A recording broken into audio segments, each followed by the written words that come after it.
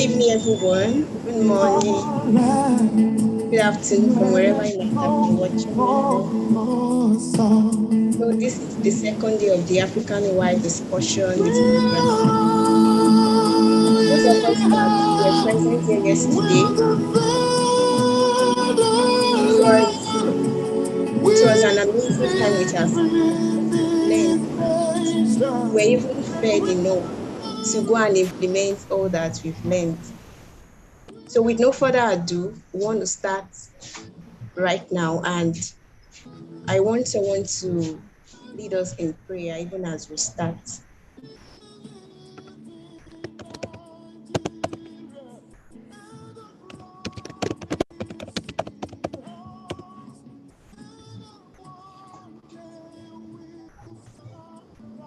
Hey, let me just do that.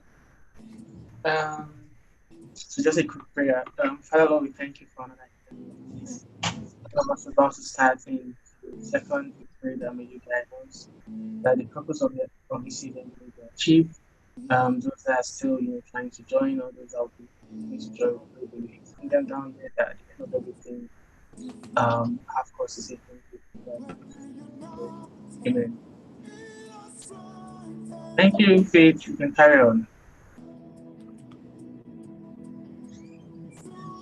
Thank you so much, Goshen, for that short and brief prayer. All right. I welcome everyone officially once again, and I hope we are with our pen and jotter because I don't want you to miss out of today's value that will be dished out by amazing speakers, and they are here already with us. I welcome Dr. Casey and Mr. Ezekiel to our midst. It's a great privilege and an honor to host this event with you. So next on the agenda now, I'll be inviting the host to come and give our opening speech. Okay. Good morning, everyone. It's I think it's evening in Africa. Okay. Good morning, everybody. So this is the second day for the African-wide discussion program with undergraduates and prospective undergraduate students, and it promises to be great. We're also live on YouTube. So for those that have people who want to join on YouTube, you can tell them to join live on YouTube, and let's prepare our mind for the very best. So yesterday was awesome. It was great time, with the speakers, with their life, sharing their life experiences with us. And I believe today is going to be another great one. So let's hope for the best. Let's have our pens, our books, let's write, because we keep, we can always go back to our notes, right? So you can always go back to your notes to get some, value from. And if you feel you want to still watch the video, you can do that. But let's expect the best from this program. Let's be attentive. Let's pay attention to every details here and everything that will be shared here. So, and I pray that the Lord will help each and every one of us. All our desires will be granted in Jesus' name. Thank you very much. Amen. Thank you so much, host, for that opening speech. So right about now, we want to get started, and we'll be reading out the bio of our guest speakers. I'm going to introduce my co-host, Goshen. Please kindly introduce yourself to the audience. Thank you very much, Faith. Hello, everyone. Good day from wherever you're joining across the globe. My name is Goshen, and I'm from Nigeria. Currently in the UK studying MSc Biotechnology at the University of Nottingham. Nothing much about me. I'm just someone who loves to interact with people. I love science and I love impacting through science. That is a bit about me. For hobbies, I enjoy music, good music, networking, social interactions, and the likes. And it's my pleasure to be on this call with amazing people, Dr. Casey, Ezekiel, Messi, and the rest of you all on this call. It's my pleasure. And I hope that at the end of this event, we'll learn one or two things from ourselves and apply it into our respective lives and career. Thank you very much. Thank you, Faith. Thank you. Yeah. All right, thank you so much. So my name is Faith Ayomide. I'm also a student. I'm a nursing student in the School of Nursing in Ife. So I'm your host for today, and as we're about to get started, I want you to open your mind. Be free. We are not on LinkedIn right now. So it's more like a social gathering. So please, let's make it interactive. If you have questions to ask, as the speakers will be telling us their stories, please make sure that you write down your questions so that you won't forget to ask. So Dr. Casey would be going first, and I would like my co-host to read out his bio. Sure. Thank you so much for giving me the privilege. Can we have his bio up, Dr. Casey? I mean, Dr. Casey is like, he's a Superman, I would say. You know, so I'll read his biography now. So Dr. Casey is currently a research scientist working for Procter& Gamble, Germany. He graduated with a first class honors in industrial chemistry from Futo, Nigeria in 2011. He was part of the Erasmus Mundus Fame Masters program in 2013. You want more space. You know, you can carry them. Shooting bed. You.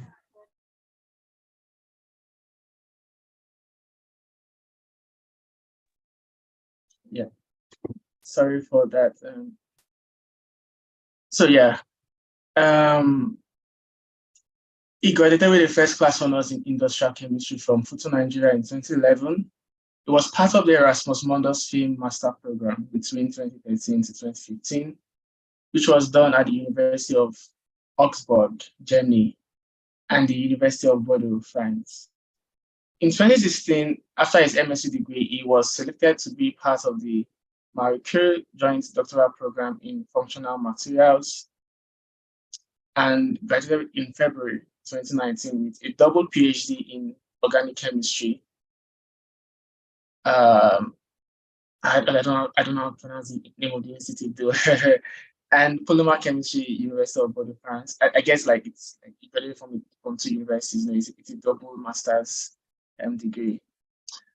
So his thesis, which was focused on developing sustainable approaches for making materials from cellulose, won the 2020 PhD thesis award on sustainable chemistry from the German Chemical Society. Wow. As its contribution to developing human capacity in Africa, it runs a mentorship platform, the CHEM, that coaches and guides students in applying for international scholarships. From June 2019, when it was founded, 135 of its mentees received full scholarships for graduate studies in US, Asia, Africa, and Europe, with a total value of over 7.5 million USD. Wow. As a LinkedIn influencer, his posts are easily identified with the mantra, "Till we all win." He recently published his first book titled "Till we all win." He is a follower of Jesus Christ and believes that his purpose on earth is fulfilled by helping others achieve their fulfillment. His hobbies include reading, networking, and playing table tennis. I must say, like, Dr. Casey is someone you want to really learn from. I must say, like, I've followed Dr. Casey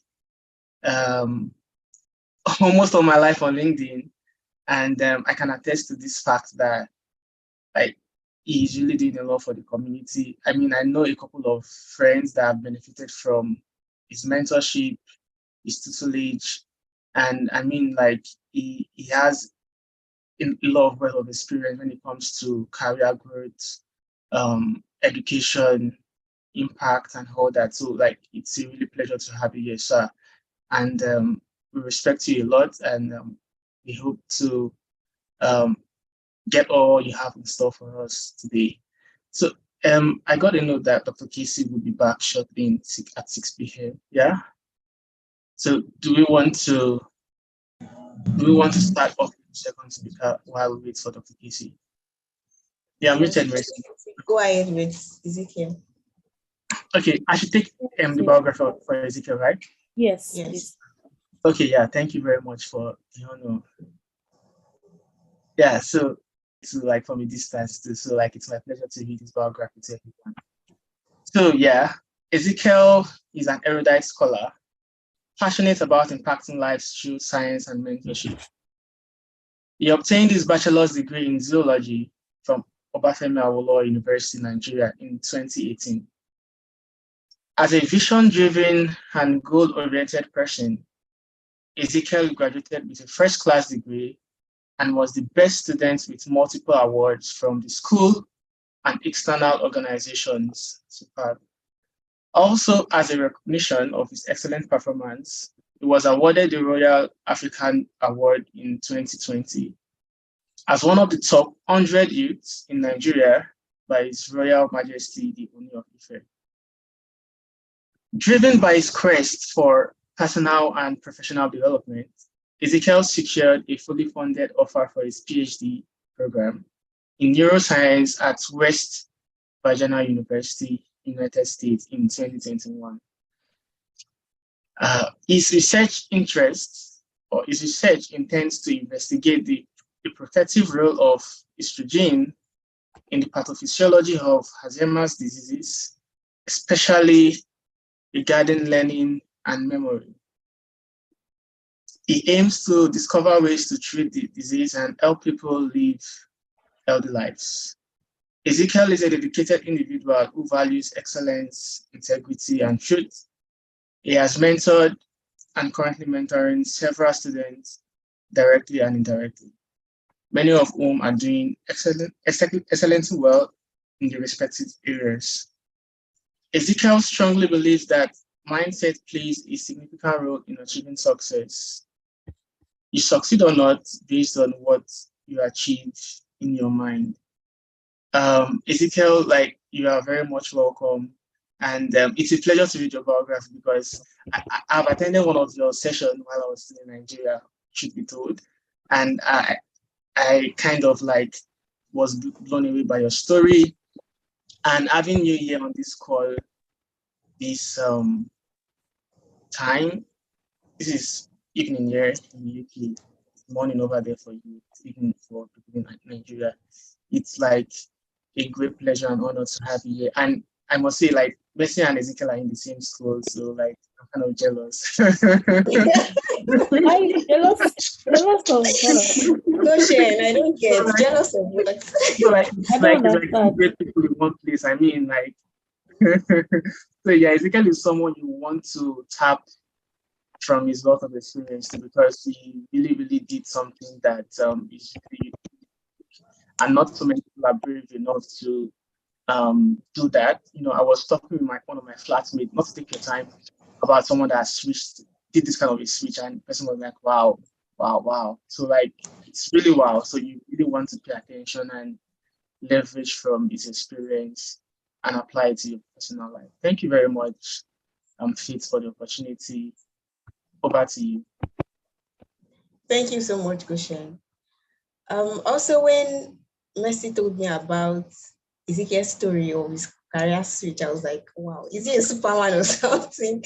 And so I was curious to hear him tell his story himself and also learn from him, because the truth is a lot of persons are here on this call this evening to actually tap from what you have to say so that they can also have a career switch.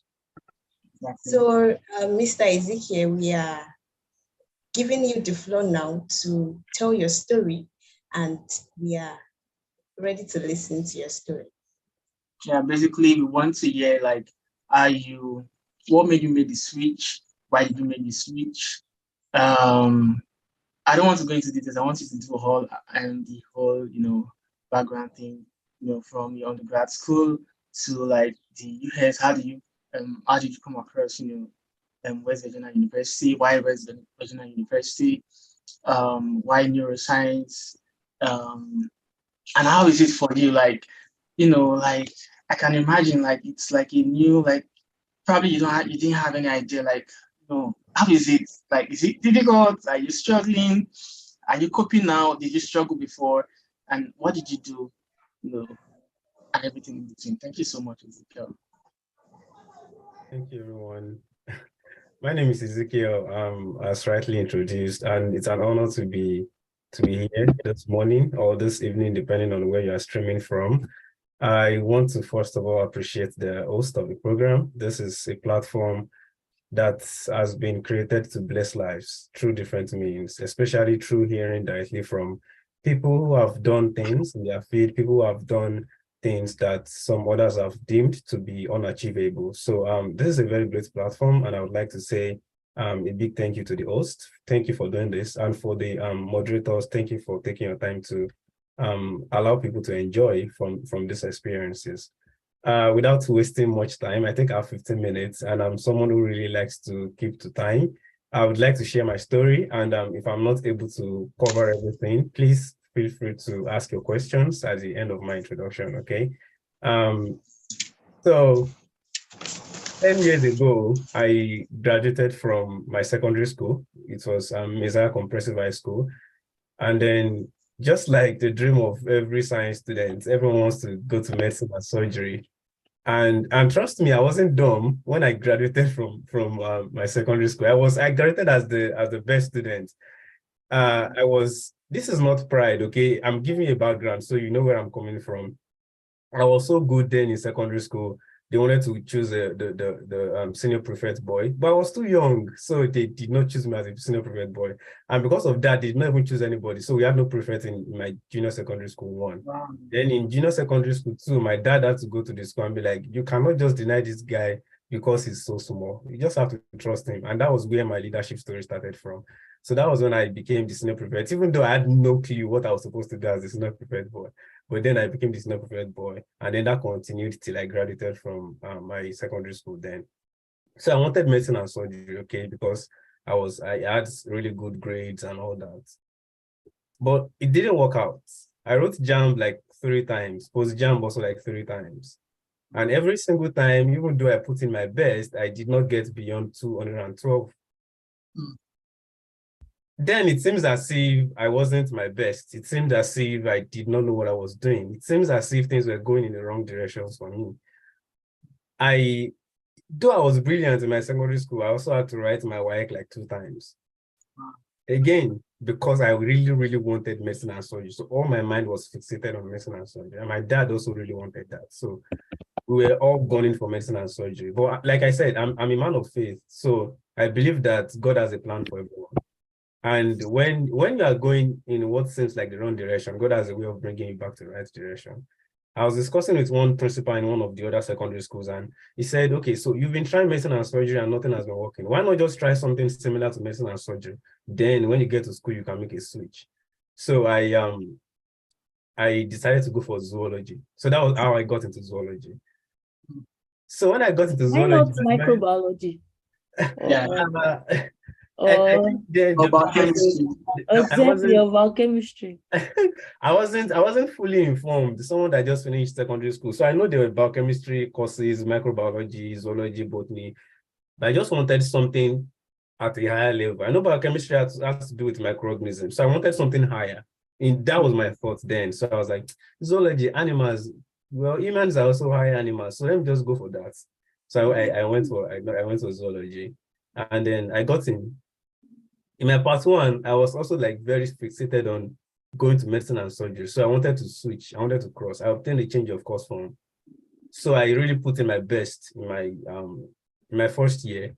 And I was just, when the grades were coming, I was really excited because I was getting A's and A's and A's and A's. And at the end, I got like 4.85 CGPA then. I was like, yes, this is strong enough to get me into zoology, into medicine and surgery. But guess what? My HOD refused to release me from the department. He said, wow, right now, you are our best student in this department. We are not letting you go. I went to medicine and surgery, and the HOD was like, we are filled up already, so there's no spot for you. So sorry. So then I got stuck in zoology. And guess what? I wanted to try again. But then I was like, you know what? Let me just give my best to this and let's see what comes out of it. So that was when I started, paying more attention to zoology in my second year. And this is a story for most people in zoology. Their first year, they are discouraged because for most of them, for like 90% of them, they do not even want zoology in the first place. They just found themselves there because they did not make it into medicine and so on. 7, 3. So if that is your case, like if you are currently an undergrad and you are doing a course that you did not initially intend, just know that all things work together for good. Okay. It doesn't matter which course you have in your bachelor's. It doesn't matter which course you are studying now. You can still do that course you really desired. And I'm going to link that to my story currently on why I'm doing neuroscience. So that first year, I really wanted to study abroad because I figured what God asked for me is beyond what Nigeria can provide. So I wanted to study abroad. I had that passion, I had that desire in my first year. So what I did was I started looking at schools in the US, schools in Canada. I even liked Canada, so I was not even thinking about US. In fact, I did not think about US until like 2 years ago. So US was not in my plans. It was Canada and UK. So the next thing I did was to find out what would it take me to get to Canada? What would it take me to get an admission and scholarship? I know my parents could not afford my study abroad fees. Those money were in like thousands of dollars. So I know there's no way they could afford it. So I was like, I'm being sincere because I like being realistic. So I discussed with them. I said, this is what I really want. And I know you want this for me, but you are not financially able to do this. We are talking about millions of naira here. So I need to get a scholarship. So I started looking at, how to get a scholarship. And I want to say this to someone here. The fact that you are not currently where you want to be does not mean that you will not get to your destination eventually. All right, please don't look at your current situation and then limit yourself based on that. If I looked at my current situation, maybe finances, maybe position, maybe situation, I would not have gotten to where I've gotten today. So please, your current situation is not a limitation for you. Okay. So then I started looking at what it would take me. Then I realized I need to get a very high CGPA, to get scholarship. And then I started working towards it. I set that goal for myself that I need to get out. I was not even targeting the best graduating students. My target was get a very strong CGPA to get you a scholarship. And that was what I was doing. See, please, I have a mentor who once said this. Those who run the race of life do not run it aimlessly. When you need to set a plan and a target for yourself. You need to set goals for yourself so you have something you are working towards. Currently, they are playing the World Cup. Imagine there is no goalpost. How do you think the match is going to be? Imagine a match without a goalpost. Imagine athletes running without an headline that says, hey, you've won. So please set goals for yourself and work towards it. That is what will really help you. So now I set that goal for myself. I need to get a very good grade. And I was working towards it. I was giving my best. In my university days, I hated Bs. My classmates know. If I get a B, everybody will know that Ezekiel has gotten a B. Because I would be so sad. I would be so frustrated. All right. So all I wanted was at the beginning of the semester, I would calculate what would it take me to get to this particular GPA. So I had to, what would it take me to get an A in this course? Then I know how many percentage of effort I need to put in those courses. So if you're an undergrad here and you are listening to me, this is something you can also work towards. What would it take you to get to your destination? All right. Setting the destination is not just enough. You need to know what it will cost you to get to that particular destination. So I was giving my best, and by God's grace, I graduated with a very strong CGPA. In my first year, it was 4.9. It was 4.9, but eventually I graduated with 4.85. In my second year, I developed interest in genetics. So it was like, okay, maybe I want to do something in genetics. So in my fourth year, I joined the genetics lab and I did my research in genetics. But something interesting happened. Remember what I said about God has a way of bringing you to the right path? In my fourth year, I was in a class one day and this lecturer was talking to us. His name is Mr. Kimpelu, by the way, and he was teaching us on different neurodegenerative diseases. He was talking about mitochondrial disorders, diseases that happen because of mutations in genes and all that. And he kept on saying millions of people are suffering from this. He was giving statistics and he kept on saying there was no cure. And currently there's no cure, And the more I hear there is no cure, the sadder I become. And then the more angry. I don't know how to explain this. I was listening to it in class. I was sad and I was angry at the same time. And why is it that millions of people are suffering from these different, diseases, and there is currently no cure for it? I know scientists all over the world have been given years of research to this thing, and how come nothing has been done yet? I was like, this is somewhere I really need to major in. This is somewhere I want to go. I want to help people live a healthier lives. I want to devote my life to this. And I had that strong impression in me that God is also going to do something through me. So that was how I developed interest in neurogenetics. So I knew that when I'm applying for scholarship, I need to go to fields that has to do with neurogenetics. And then I started searching for neurogenetic courses, genetics, neurogenetics, and then neuroscience. So in my first round of preparation, I applied to like 7 schools. Remember, I had this thing in mind for my first year. So I've been preparing. And then when I was done with my NYSC, I wrote my IELTS exam. I got 8.0 overall, which was a good score. That was enough to get me into schools. And I applied to different schools. I got admissions into like 3 schools, including Oxford. Oxford gave me admission to study MSc in clinical and translational neuroscience, straight from zoology. That was how competitive my profile was. But of course, we know the story with UK schools. Apologies to those in the UK. Funding in the UK is very limited. It is so easy to get admission in the UK schools, but getting funding is another story entirely. So I was not able to get any funding, and then I was not happy, okay, because I put in my best, and then I got admission, yeah, but no funding. So but I was not discouraged though. I was sad for a while, but I was not discouraged because I was like, if I could get into Oxford, the best university in the world, from zoology to clinical translational neuroscience, I can get to anywhere. So I was like, I need to go again. Then in 2020, I started applying again. I was dedicated to the scholarship also. I prayed a lot. And then I surrounded myself with friends that really helped me. We're doing all these things together. And that is another point I really want to emphasize quickly. There are things you want to do in life, you cannot do it alone. You need support. So work with like-minded people. I said like-minded because there are people you will work with, they will pull you down. Please learn to screen the kind of people you associate yourself with. Okay? Iron sharpens iron. That is the way it works. You cannot sharpen iron with wood. So look at yourself and look around you. What are the kind of people you are surrounding yourself with? Are you iron and then you are surrounding yourself with wood? So you need to surround yourself with people that will really sharpen your skills.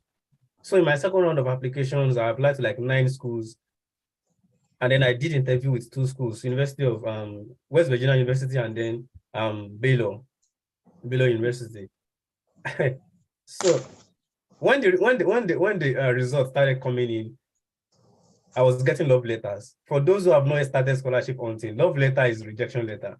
So I was getting rejections upon rejections upon rejections, and I was so sad because rejections are always very depressing. I was so sad, and then I had like 2 decisions left. One day I was in a group, and then I was talking with some group of people, and what they were saying the truth, but I was discouraged. And what they were saying was I was overreaching. Why are you attempting to go from zoology to neuroscience?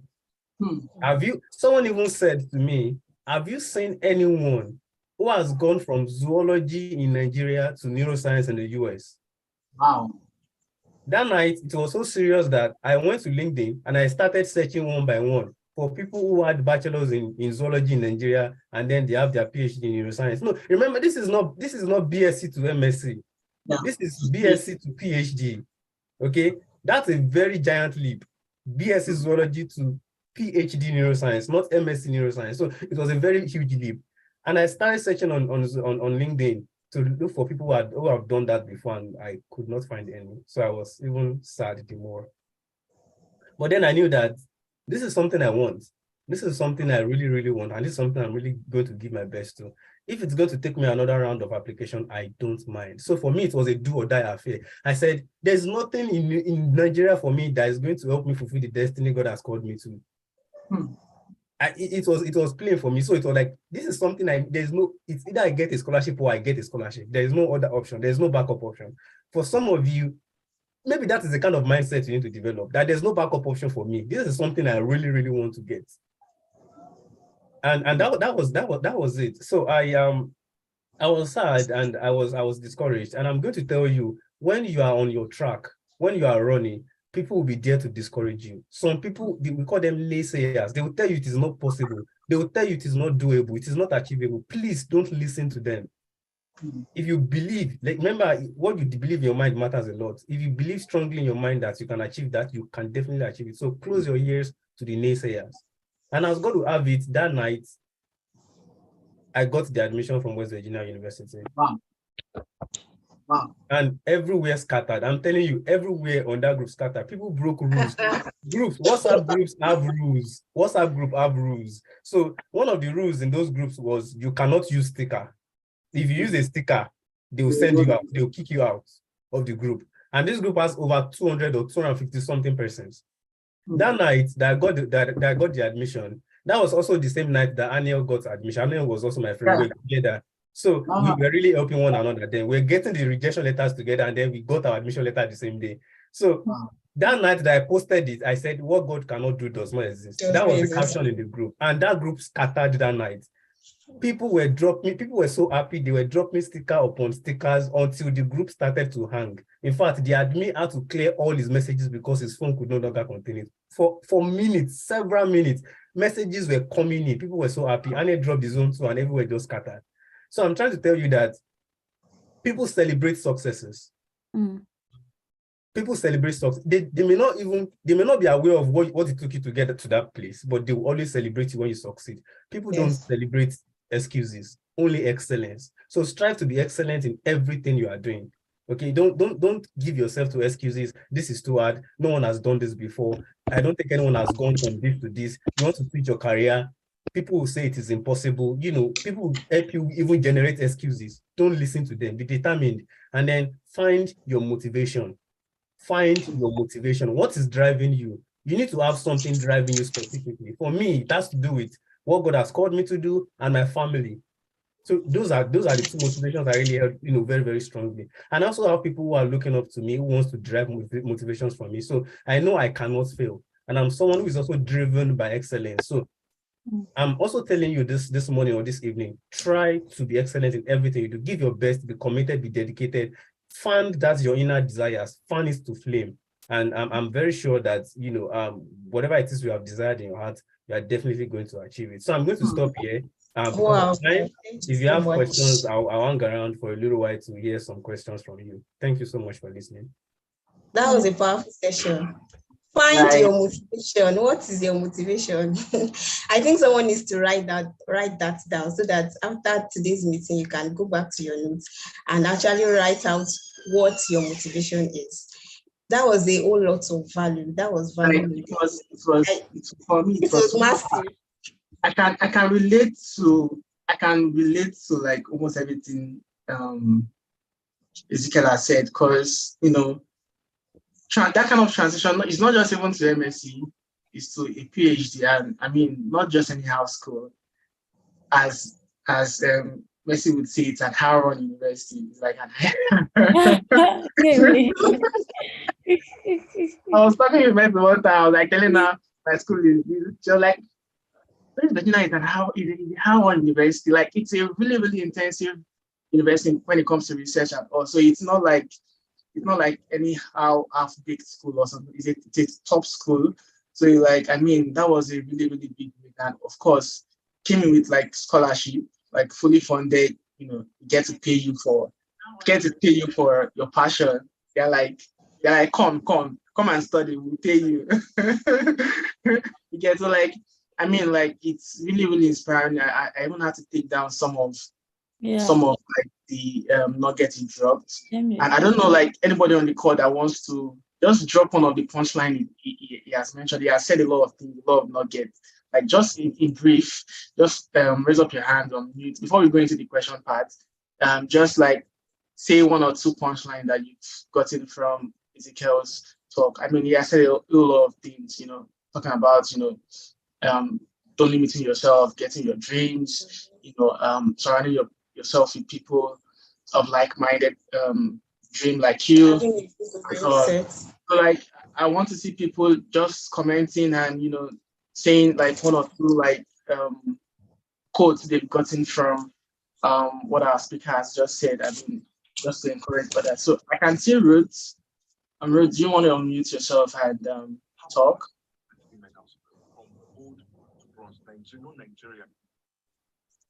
Yeah, Ruth, you can unmute yourself.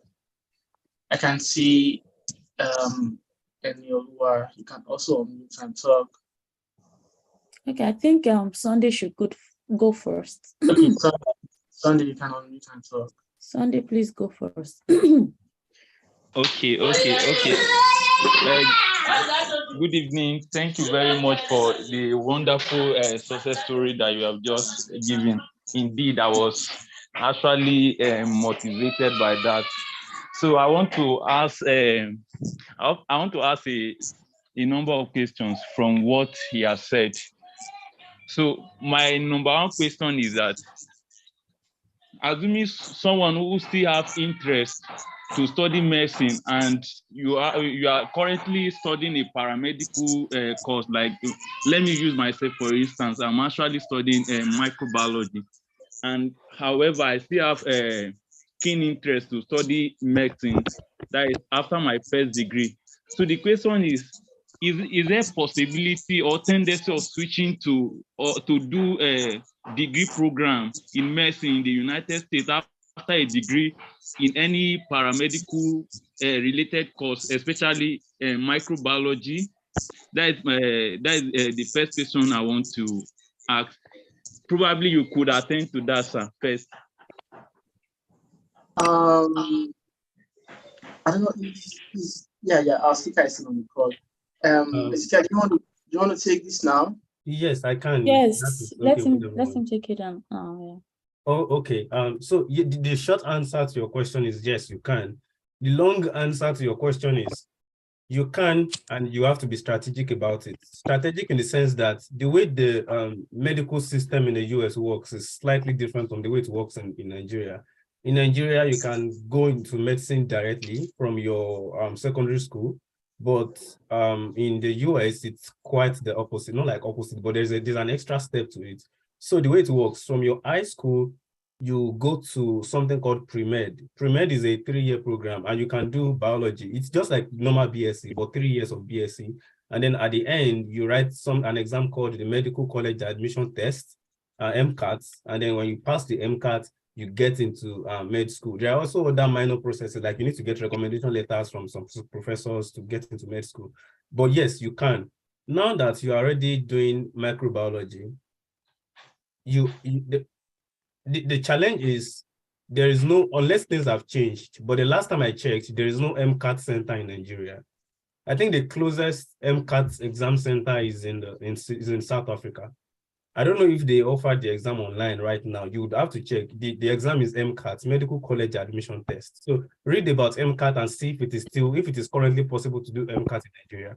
If it is not possible to do MCAT in Nigeria, and if it is not possible for you to go to South Africa or to another close country to go and do the MCAT exam, what you can do is come for MSc microbiology, target MSc microbiology here in the US, MSc microbiology.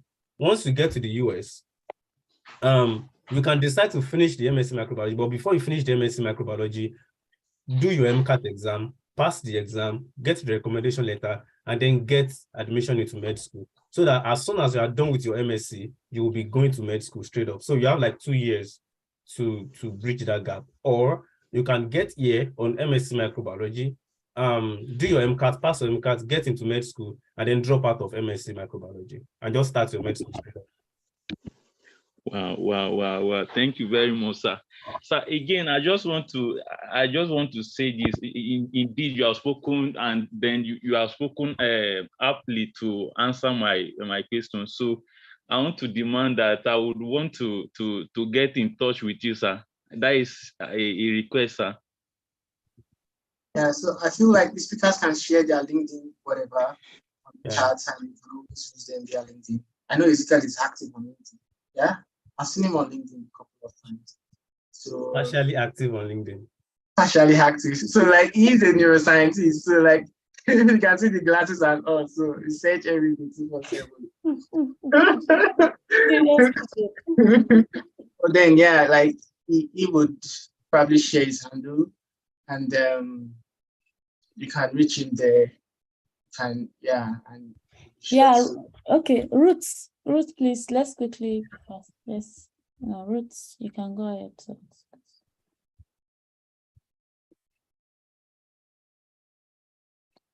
Roots, can you hear us? Go Yes, ahead. I can hear you. Good evening. I Yeah, want to thank you all for this opportunity. Okay, one thing I learned from the last speaker's word was that we should find our motivations and we should allow it to drive us. And also, people celebrate successes. They don't celebrate or permit excuses. Thank you for that. So let me go straight to my question. I'm an undergraduate, a student of University of Ilorin. So I want to ask, I believe the speaker should still be able to answer some undergraduate questions pertaining to undergraduates. In school, how can we undo some courses that we don't understand?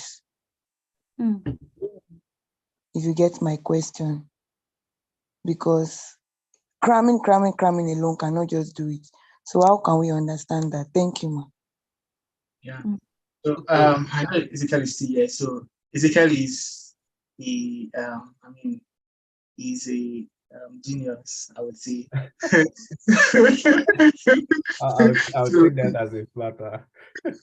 So you can answer this. Yeah, Ezekiel, please tell us. Okay, so how do you tackle your question or a course that is difficult to comprehend? Is that what you're asking? I don't want to mix it because there are two sides to the question.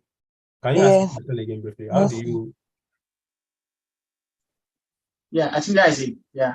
Yes. How do you handle a course that you don't understand? No, you don't.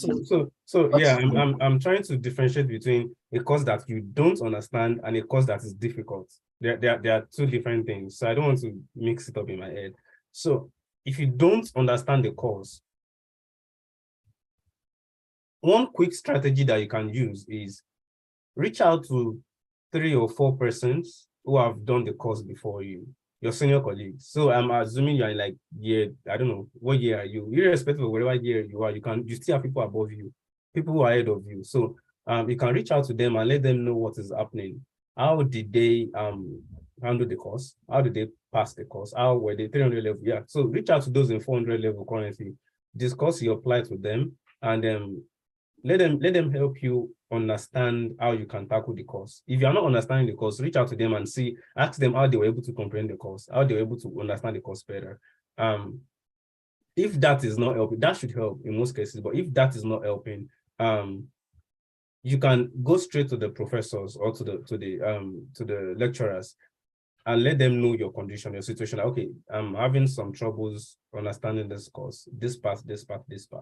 If you cannot do that, there's a third thing you can do. What course is it? Is it like math? Is it like physics, chemistry, all those concept-based courses? I don't know which course is it. Because what I'm about to suggest is, depending on the type of course you can learn about the concepts on YouTube.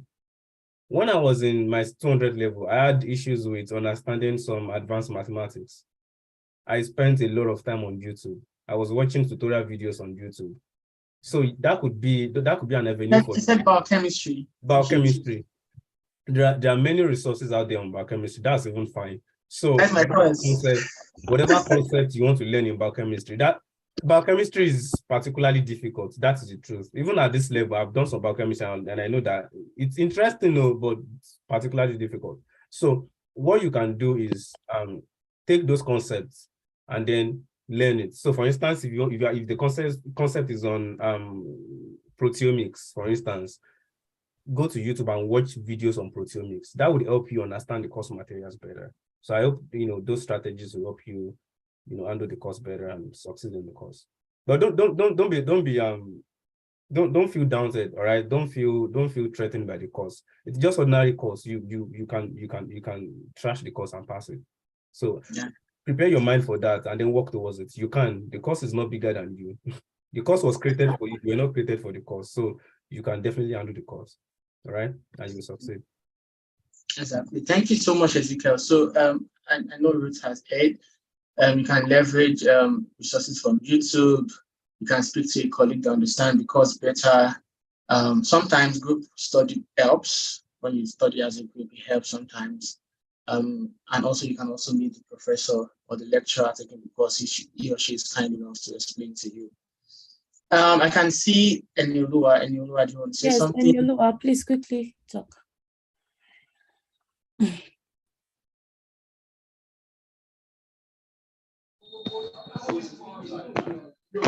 Greetings to everyone. Can you hear me?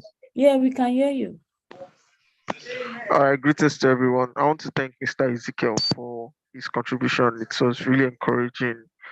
I want to ask, okay, for scholarships, what are the best scholarships for students from Nigeria to apply for?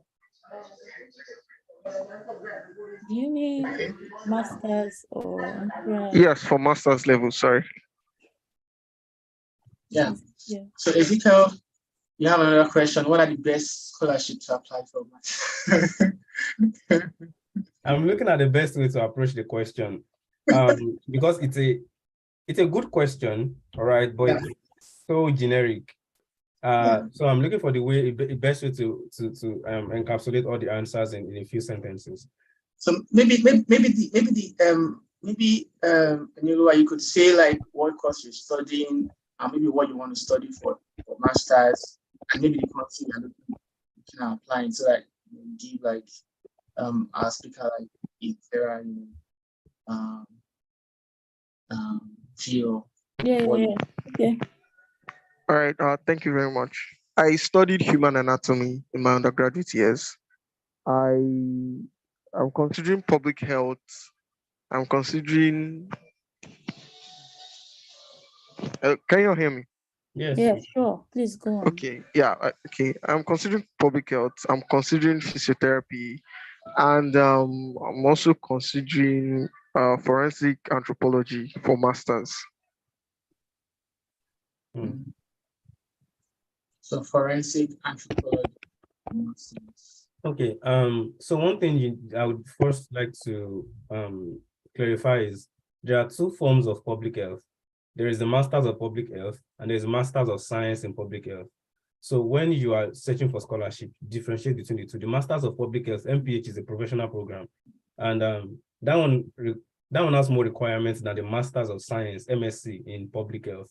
For physiotherapy, the courses might not be physiotherapy. It could be exercise physiology. It could be human physiology. It could be physical therapy. So when you are searching for scholarships, try and vary these names. So what are the best scholarships? There's no best scholarship, okay? There are lots of scholarship and you can apply for the ones that suit your need, the ones that suit your interest. There are also scholarships, across different countries and across different states, and even in a particular country. So if you're looking at US, for instance, now, US offers something called funding. So they admit you to the program and then they fund you. They pay you stipend and then they pay your tuition and health insurance and all those things. They fund you.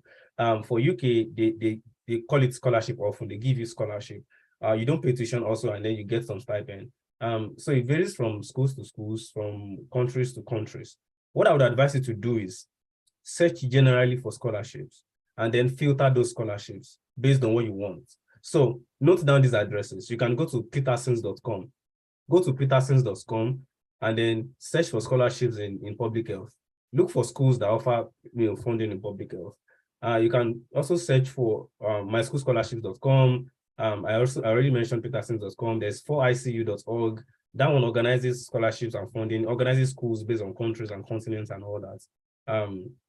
I think I'll drop some of these addresses in the chat box, but these are some of the websites. There's also scholarshippositions.com. If you go to this website, you'll see tons of scholarships, okay? It is your responsibility to filter out those scholarships based on what you want, all right? So there's no best scholarship. There are many you can apply to, you just have to find them. And I will tell you, it's a lot of work, so you need to be prepared, okay? Yeah, thank you so much, Ezekiel, for that detailed explanation. I believe that Eniolua has gotten one of the And please hang on, don't leave us. We still have lots of engagement to do with you. I don't know if Dr. Casey is on the call now. No, he's not. He's not. Okay, so maybe we should get Samuel. the undergrad speakers to talk. Yes. Faith, can you please introduce the undergrad speakers? You have the floor now, Faith.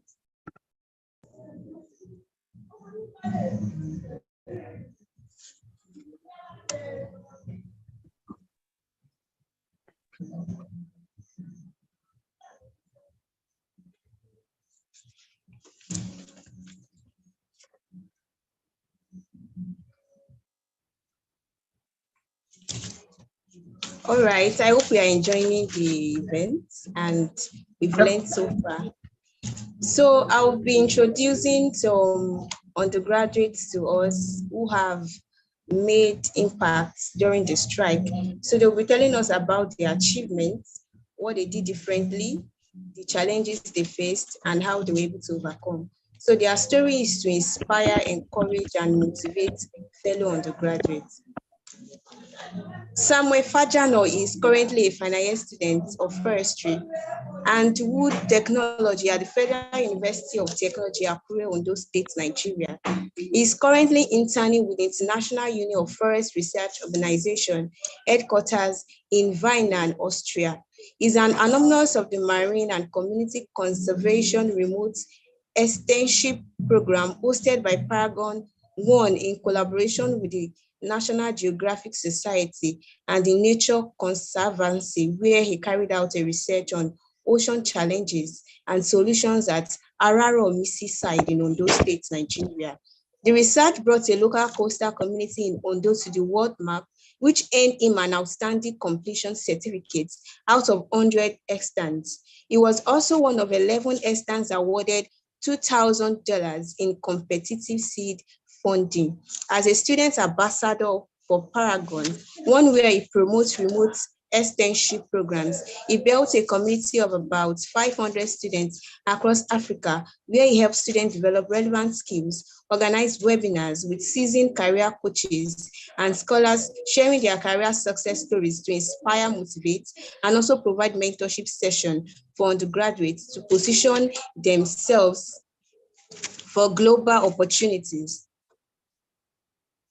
He is also equipped with an entrepreneurial mindset, followed by a great interest in sales and marketing. In addition to fuel his passion for climate policy, environmental sustainability, and marine conservation, he has led different conservation projects and community engagement programs in Ondo State toward achieving SDG Goal 3, 6, 11, 13, 14, 15, and 17. He loves God and enjoys public speaking, writing short motivational articles, and spending time with friends and family. Let's make welcome Samuel Fajano with a clapping. Yeah, part of the SDGs. Exactly. Welcome, Samuel. You have the floor. Yeah, Samuel, welcome. Ezekiel, thank you for that wonderful presentation and the responses to those questions. Samuel, please go ahead. All right. Hello, everyone. Hi, Samuel. Yeah, I'm really excited to be here, and I want to appreciate Mercy Ojetunde and also the host, the moderators, Fitayo Media and Goshen, for the wonderful opportunity to be here to share my story. So I'm Sam by name, and I'm currently in my final year, as it was read, here in FUTA. And okay, let me start with my journey. I think I was able to relate so much well with Mr. Ezekiel's story also, because I graduated in 2015 from my secondary school. And then, as most students from secondary school want to study medicine or engineering, I wanted to study medicine as well.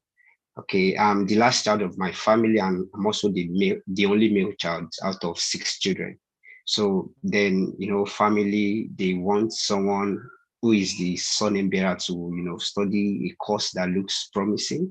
So I applied to OAU then. I did my first JAMB, I scored 206, and then, okay, I was like, let me try my luck with medicine at OAU. I tried my luck, I failed.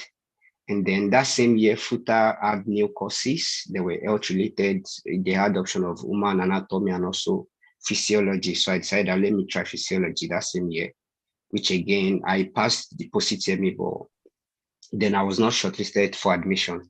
So I had to wait an extra year at home, went for JAM coaching to write another JAM, and then reapplied to FUTA for physiology. And then that year that was 2016, I got 212 in my JAM, and then I did the post-UTME, and then I was waiting the results. I was eager to get admission into school. And finally, I got the news that I have been offered an admission. And as someone who had never, I don't know so much about university. I don't know they change courses when they offer student admission. So I was really happy that night. It was a sleepless night for me. I was happy. And then I was just telling people I've gotten admission, what course? I was telling them physiology. Only for me to, after I was calm, Uncle said, print your admission letter. And then I saw forestry and with technology. And I was like, what's going on? What's forestry? What's with technology? Then I became sad, like, what's this course? I've never heard about it before. And then I was like, okay, what should I do? My uncle was like, okay, what would you do? I was like, I'm not taking the course. My uncle was like, you can't sit at home again. I was like, I'm not taking. So just like most, should I say, African parents or Nigerian parents do, the lies they always tell us, accept the course you will cross during your second year. Then I was like, okay, I'll go for it. I accepted the course. I started my admission process, and then I gained I resumed to school January 2017 with the mindset that I would definitely cross to physiology. Then I was making inquiry about the process. I was told if you are crossing from one faculty to another, this is what it requires CGPA. Then you have to lose a year when you cross to a different faculty. You have to get permission from HOD, and the process was looking scary, but I was determined that I really want to cross. So during my first semester, I made friends, and then I was not interested in the course. I remember during our orientation, I had to ask, I think I was the only fresher that asked the question, now, okay, what are the future job opportunities? Like if I graduate as a forestry student. And then when the lecturers were talking, they were talking about lecturing, blah, blah, blah. But more, I went online and I realized there were opportunities abroad. But then, as at then, I didn't see myself going abroad or anything. I had my mindset was still shallow. I was like, I don't want to lecture. My both parents were like retired teachers, and I didn't want to follow that trend. I realized how teachers are not being appreciated in Nigeria, and I was not interested in a teaching career. So I was like, okay, I'm still crossing. So during the first semester, I had 3.5 as my first GPA. Then look, I was like, I will cross, I will work at that. And then, my friends started discouraging me. Sam, it's not about your course. It's not about this, blah, blah, blah, blah, blah. Okay. Towards the ending of second semester, 100 level, I decided I'm not crossing again when I would lose a year, and, the thoughts that you won't graduate with your colleague and all of that. Only for me to realize that my friends, they were discouraging me from crossing, were already making moves to cross also. And it was funny. But then I decided, okay, let me build a good CGPA. I forgot about crossing, and I decided to continue with the course. And during my second year, I decided, okay, this course is not looking promising. Let me venture into business. I started mini importation in 2018. It was doing well. Then 2019, during my 300 level, we had some scholars, like alumni from my department, who got scholarship, Erasmus scholarship, and one of them had graduated many years before me, and he had gone to UBC through scholarship and had won several scholarship. So they decided to organize a workshop for 300 level students till 500 level on scholarship, and how you can position yourself, how you can prepare for them. And I decided to attend that workshop. I like attending webinars and workshops. So that was where I heard their story, the life after they got scholarship. And I was like, okay, I think I'm interested in this. I want to travel abroad. I want to, explore new places. And then I really want to, since there's a future abroad with forestry, I'm interested in this kind of opportunity. So I met with all the speakers. I told them, okay, this is what I'm interested in. Let me keep your contact. I'm really, really interested in this. So I got their contact, and, I was on WhatsApp chatting them up how do I get started. The chat with one of the top like the chief speaker. So he decided, okay, you have to have a cover letter, you have to have a CV, and then you have to have look for extracurricular activities to participate in. Then 300 level, I dedicated myself into building skills through extracurricular activities. I joined organizations, volunteering organizations, and several organizations on campus. And then I started developing my CV. I remembered during 2019, it was really difficult for me. I didn't have a laptop of my own. I had to talk to friends that are using their laptop to watch movie. Can you borrow me your laptop over the weekend? And every weekend, I was always writing motivation letters, sending it to these people to review, cover letters, CV, and they kept on reviewing. I wrote about 12 cover letters before one got accepted. Like, I was like, okay, I think this is good enough. I want to edit this for you. And then he edited it, and I was like, okay, this is fine. So for 400 level, I'll be going on IT, and the culture for my department is that they post students for IT, like they post you to like about 3 places for IT. And from the experience I've had from my seniors, it was a terrible experience for them. And in my 300 level second year semester, I decided that I'm not going through this department route for IT. I want to gain, like I could do my IT abroad. So 2019, my sister got a scholarship. She graduated from OAU English and Linguistics department, and she got a scholarship for a master's in US. And through that, I was able to network with her and also met some people abroad through her. And then I was like, okay, I think I'm interested in doing my IT abroad. Okay. And my sister was like, I should focus more on Nigeria. I was like, I'm not interested. I want to do my IT abroad. I was so like determined. And then when she was not really ready to help me, I decided to go online to search for internships in abroad. And in my second semester, I got a particular internship organized by U Tokyo in the University of Tokyo in Japan. I was like, okay, I'm interested in this. I searched for all the available programs they have. They are more related to medicine or immunology, virology, and all of those things. There was nothing in like related to forestry. I was like, okay. I decided to I had to check the details of the research and all of that. I realized that okay, immunology is related to something I could do, and I had to go online, browse, and see how I could link forestry to the program. And then I came up with my cover letter, my research proposal on how deforestation and anthropogenic activities can affect what's it called, the spread of virus, linking Ebola virus, which was trending then to hit. And then I got my cover letter, my CV, and so I decided to apply. Then I got references also from my lecturers. So I applied for this program, and then I think I qualified for the second stage at the ending of the year. And then they said by May in 2020 would get the final list of students that have been selected. And unfortunately, COVID came, and next thing the program was cancelled. It was really sad. So during COVID also, my department got a kind of opportunity for Erasmus. It's Erasmus Mobility Program, where they send students to a university in Spain for, I think, 6 months internship. Yeah, 6 months IT. So they wanted to select students in my department. I remembered I had they released the list. You have to have a 3.5 CGPA and above. No carryover. You have to have a B3, minimum of B2 in English or if you're WAEC and NECO. And I met all the criteria. As at 300 level, my CGPA was 3.75. And then I was like, okay, let me apply. Where to submit what's it called, documents to our class rep. And I met my class rep that I want to apply for this. And my class rep laughed at me. He was like, Fajano, you're not even in the top 10 departments. Why do you think they'll select you? I was like, how is that your business? I'm to submit my documents to you. You know, because my CGPA does not mean I don't qualify for it.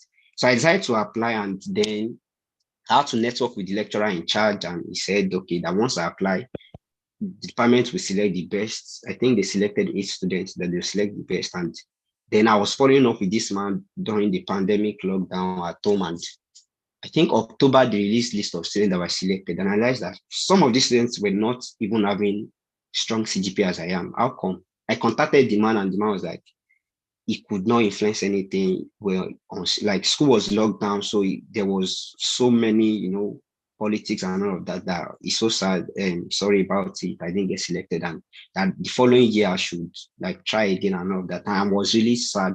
I was depressed, and during lockdown, I was really sad and depressed because it was like my future was not working. I lost the Youth Tokyo program. Then this one, I lost it again. And I was like, I'm not even interested in all of this. But then during lockdown, I was staying with my mentor, and this man was really bugging us. I think we were two staying with him.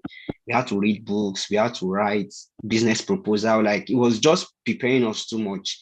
So then I had to prepare a business proposal on urban forestry. I want to suggest how trees can be planted in pots that can, many people don't like planting trees in their houses. And if they can plant dwarf species of trees in pots, it can still, reduce what's it called, the impact of climate change and all of that. And that was how I got interested into climate change, policy, forest science, and all of that.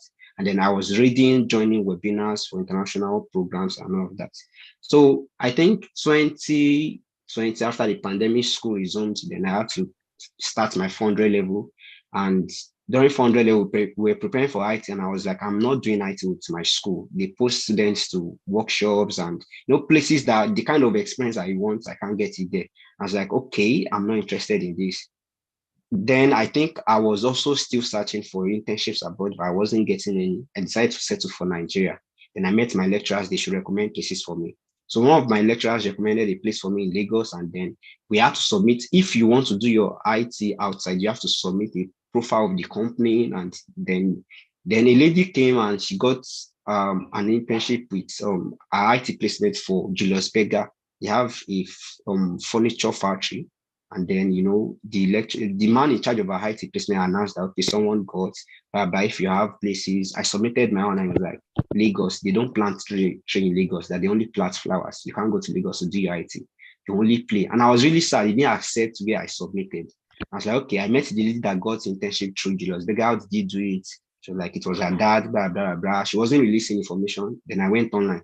I need to search for how, like, I contacted them through emails, phone calls, and they told me, okay, submit letter to this email, blah, blah, blah. I applied with the hopes that I would be accepted. So it was a week to our IT placement. They grouped us into different batches for the IT, where you will start your IT and how you will end it. And I didn't check the list because I was not interested in following the school protocol. So I remember that I contacted the man again in Julius Berger, and I was like, don't worry, you get your letter by Monday. Just keep calm and all of that. I was already making plans on where I would stay and, out. And the Monday came, I called this man. I was like, Sam, I'm really sorry. And information came from above that we can only accept students that were recommended by someone. That, do you know anybody, one big person that can recommend you? I was like, I don't know anybody. I was like, so sorry, you can't help me. That is under authority. That was how I lost Julius Berger. So I was sad. I had to join school group, and then follow the places, went to Ijebu, a factory in Ijebu, went to Forest Research Institute in Ibadan. I got that opportunity to bond like with my colleagues, and I decided to just love the moment. I was first sad for the first 2 weeks before it wasn't meeting my need, but then I just decided, let me enjoy this process. It's a process, let me enjoy. But then I was interested in applying more. Then I got more information about what's it called, IFSA, my forestry department. They have a kind of international body, like association for students. It's called IFSA, International Forestry Student Association. So I got more involved, and then I was hearing IFSA partners with different organizations. You can apply for internships with them and all that. So I heard about UFO, International Union of Research Organization. I was like, okay, you have internship around that time, let me apply. So I applied in March. Yes, I applied in May. I applied in April. So the results came and I wasn't selected. I was like, okay, so sad. Then in August, I applied again for another internship position they have opened, and I didn't get it again. So one of my mentors, one of the things that I would say helped me as an undergraduate was the fact that I was able to network so well. I would advise every undergraduate, like, network, leverage on people that have gone ahead of you. If there was one key quote or one key factor I used to hold on to from my mentor, it would say, if you want to see far, stand on the shoulders of giants. If you want to go far, work with people that are going in the same direction with you. So it has helped me. Once I spot any graduate doing well in forestry, I link up with them. I had a mentor who has been mentoring me since 2020, and it was when I went to Russia that I had to fly to Italy to see him. That was the first time we are seeing this year. But we've been talking like brothers because, I was eager to learn. I was ready to serve. I was just too zealous for what I wanted. So I remembered in August again that my mentor, she got, I didn't even know she got an Erasmus scholarship. One of the graduates, I think they were in 500 level when I was in 300 level, and I just love them. They like me around. We talk about our interests and all of that. So one of these guys, I just saw his picture that he got an Erasmus scholarship. And I was like, okay, well, I can relate to him. And then I posted the picture on my status that okay, because forestry in FUTA, even in Nigeria, is one course that people don't relate with. I remember at 100 level, I got names like Agbegilodo, Forest Guards, Tazan and Giant. Those were things that didn't make me love the course initially, but then I said I want to rewrite the story. So I had to post the picture that okay, out of I think there were 20 Futarians that got Erasmus in 2020. In 2021 rather, August, and I saw this guy among them. I was like, okay, if it's easy, make your department run them that FWTT, the word, that's the short form for my course in FUTA. So that was how my mentor commented that actually there were actually 4 in forestry that got the scholarship. That she and that guy, they are both from same set, and 2 other graduates I don't know. I was like, wow, 4 out of 20. This is nice. And I had to go back again that FWT is not joking. Like, I had to have my department on my status. And that was how she said, Sam, I've been seeing how you are doing. Because when I join webinars, I post it on my status and all of that, that she's really, really, really like inspired and all of that, that I should keep doing it. That if anybody should tell you forestry is bullshit, shut them up. That was how she just told me everything she has been doing, that she has been working remotely for a company in the UK. And this is the amount she's being paid in dollars every week. And all that, and she was serving those periods that she makes like an average of 1.5 million naira every month working remotely. And she was doing her NYC. That she's a forestry student. Like, I know that is the future of forestry. That I should keep it up and all that. I was like, wow. That, okay, please, I want to know more. And she was like, when there's an opportunity in the organization, she will let me know. And then I was like, okay, I'm really interested in this, working remotely. And 2 weeks after, she sent me an Paragon 1 remote externship on mine conservation hosted in collaboration with National Geographic Society and the Nature Conservancy in the US. I was like, Sam, try this out. It's an 8 weeks program. There's a $500 stipend attached. And just I was like, this is ocean conservation. I don't know anything about ocean. She was like, you're interested in conservation, right? I said, yes. Don't worry, try it out. I was like, I was even joking with it. Let me try this out. I submitted they asked for my career goals. I've been, foiling my career goals, my CV and resume, and then I applied. And next time I got an email a week after that I've qualified for the second stage. I have to answer some questions online through video response. And I was like, okay, I wasn't prepared. I went on to their platform and I started answering those questions. I was stammering questions that at least I have, at maximum, I have to record a video of 2 minutes to answer each question. There were some that I answered in 30 seconds, like, because I wasn't prepared and I just submitted. I was like, okay, I've submitted. And next thing, I think 2 days to the deadline or a day to the deadline, I got an email that, am I still interested in the program? You've not submitted your video response that I should submit before tomorrow. I was like, I had to reply, send them a screenshot of the submission page, like the notification I got that I've applied, and they were like, okay, maybe network didn't allow you to upload. I should record again. I was like, tomorrow is the deadline. I can't do this. I was on IT then, those period, that they should give me more time, and they gave me an extra 2 days to record. And I was like, okay, I know the questions already. I can do better. So I had to prepare, my responses and then record the response and I submitted. And I think 2 weeks after, I got an email that, okay, they were impressed with my story and they want to know more about me. I should schedule an interview online on Zoom for the final stage. And then I scheduled an interview. I remember that day, Nigerian village people and all of that. I joined the meeting. I joined the wrong Zoom link. I waited for 5 minutes before I realized that, okay, this is not the right one. I joined the second one after 5 minutes and I realized the interview has been waiting. I had to apologize and explain to her. She was like, okay, she understands. Then we started the meeting, the interview. I was asked my first question. I was still answering my first question. I think it started raining. Yeah, my network became terrible.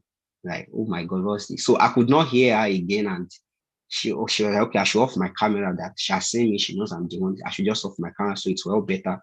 I was able to hear her. I answered the second question. And it became worse. I could not open here again. Next thing, network logged me out and I started praying. Village people, they have gotten me again.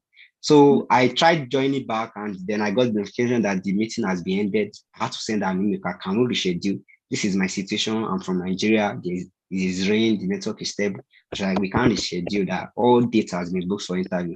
That she can only give me a chance to join again. I was like, okay, let's do this. I decided to join again. My camera was off and I just trusted God. I was just praying under my breath. And then we did an interview and, she said it was nice that she asked a question. I told her that I've been applying for remote opportunities. I'm not getting. Is it because I'm a Nigerian or what?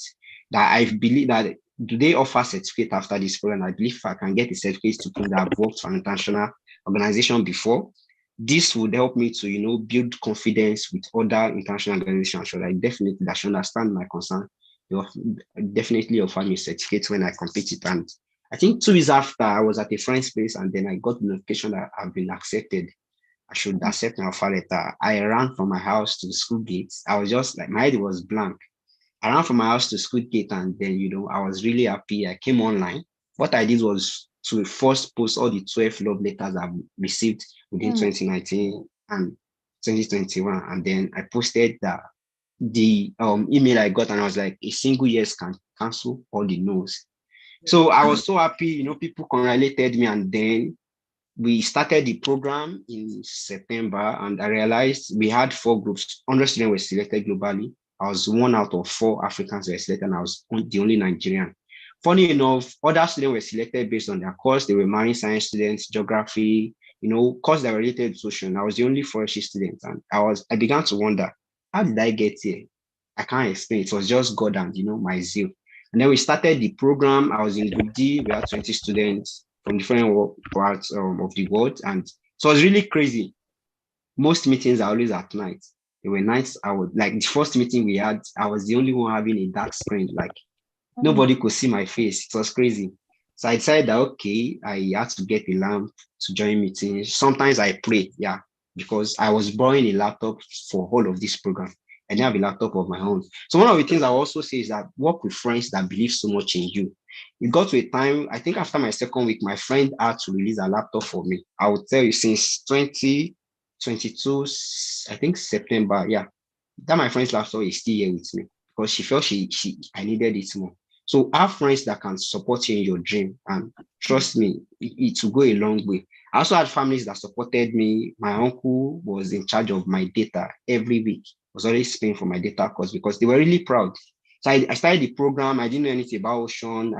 I did courses and then I had to link all of these things together. And then we started projects. I didn't know anything about most of the tools. I just had to go extra mile, study. During the day, I go for my IT, I think 8 to 3 p.m. I come back to do projects like the program, and then we have meeting at night. So it was really crazy, but I was like, I'm doing this. And I don't just want to do the program, I want to be one of the best. So we were asked to carry out a research on a conservation problem in any local community around us. And I went online to search for coastal communities in those states. And I just saw, I think, a short video on our Missy side. This was a coastal community that a lot of people don't know. This community houses an ocean that has the longest coastline in West Africa. They have a beach in Ondo State and nobody knows about it. I said, okay, this is something I could work on. I traveled to the Araram. It was an 8-hour trip, no, 5-hour trip from Akure. I had to look for money. I think, did I use my school fees? No. I think I borrowed money. Yeah, I borrowed money. And now with the hope that, okay, they are paying a stipend of $500. Initially, I thought the stipend was weekly because that was what my mentor told me, that $500 weekly. So I've calculated like, okay, that's about $2,000, $4,000. But then it was during the program, I realized that it was just a one-time payment after you complete the program, $500. So I borrowed 30,000 naira to go to Aromi with 2 of my friends. We went there for interviews, collected data on their challenges, and then I came back to design a story map, which was part of the project. I designed a story map to share the problem, what I feel people could do, the impact on people, and things. And then towards the end of the program, we're told that we'll be selected for auditioning to present our story map, that the person will have to present at the final meetings to the 2 companies, Nagio Wide and TNC. So then I remember the first week I wasn't selected for audition and I was sad. And I contacted my program manager, okay, that my program I would like to audition. She would give me a chance.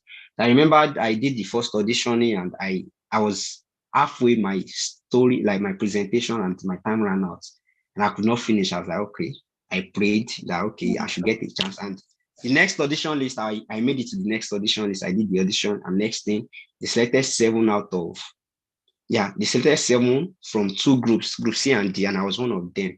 Like, okay, this is it. And then I did the final presentation. I got the outstanding certificate that my project was outstanding.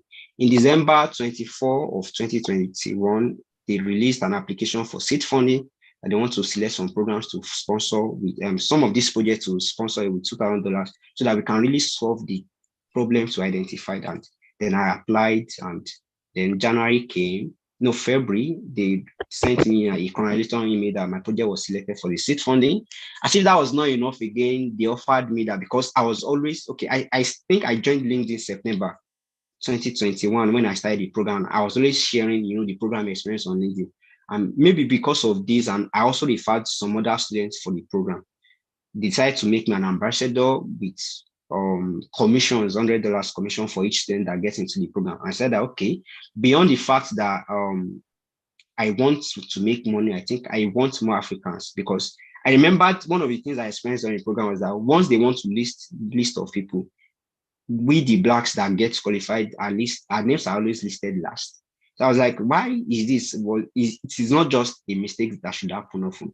And that means because Africans are not represented well, we need more people, more Africans to get into this program. So I was really interested in getting more Africans. So I decided to build a community on WhatsApp where I could let people know more about this program and how they can position themselves for it.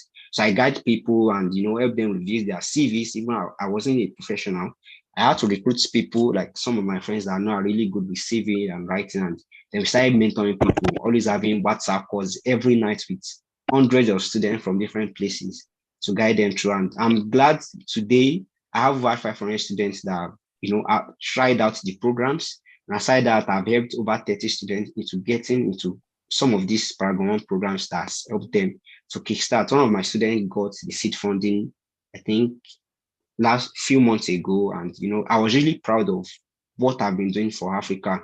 Now, if that was not enough, I heard about the UFRO internship again this year during the strike. I was like, okay, I carried out the project, the seed funding project during the strike with some of my friends, and I was like, okay, this internship is out again. I think I have more skills and more profile on my resume. Let me try again. I started to apply in April. Then in May 30th, I got the notification that I've been accepted. Out of over 200 applications globally, I was the only student that was accepted for this internship. I was like, okay, this is interesting. That was how I got my chance to travel out for the first time. And it was crazy when I shared the news on LinkedIn and also on Facebook. Next thing, Burgers changed the story that an undergraduate in Nigeria got a scholarship. An undergraduate student got a scholarship. And people were wondering, how did I do it? An undergraduate, I'm not done. How did I get a scholarship? And I had to, make a disclaimer that it wasn't a scholarship, it was an internship. So one of the things I would say really helped him was the fact that I lean on the shoulders of elders, like leaders. I had mentors. Okay. Yes. Thank you so much, Samuel. I mean, like that is mind blowing. That was mind blowing. Like I was rapidly like engrossed in like all the action. I'm like, when I was 19, what did I what did I do right? Like he has taken us on the journey and said so many things. And we're going to come back, to him, when he's back. Because like I have like some questions I want to ask and follow-ups I want to ask. And I'm sure many of us don't want to ask questions. I think Dr. Casey is here. So probably like we just get to hear from Dr. Casey because Dr. Casey is like a father to many, and I would like Dr. Casey to come on board. If Kate can just read the biography of Dr. Casey and introduce him to us. Yeah, Kate, you there? Yes, I'm here.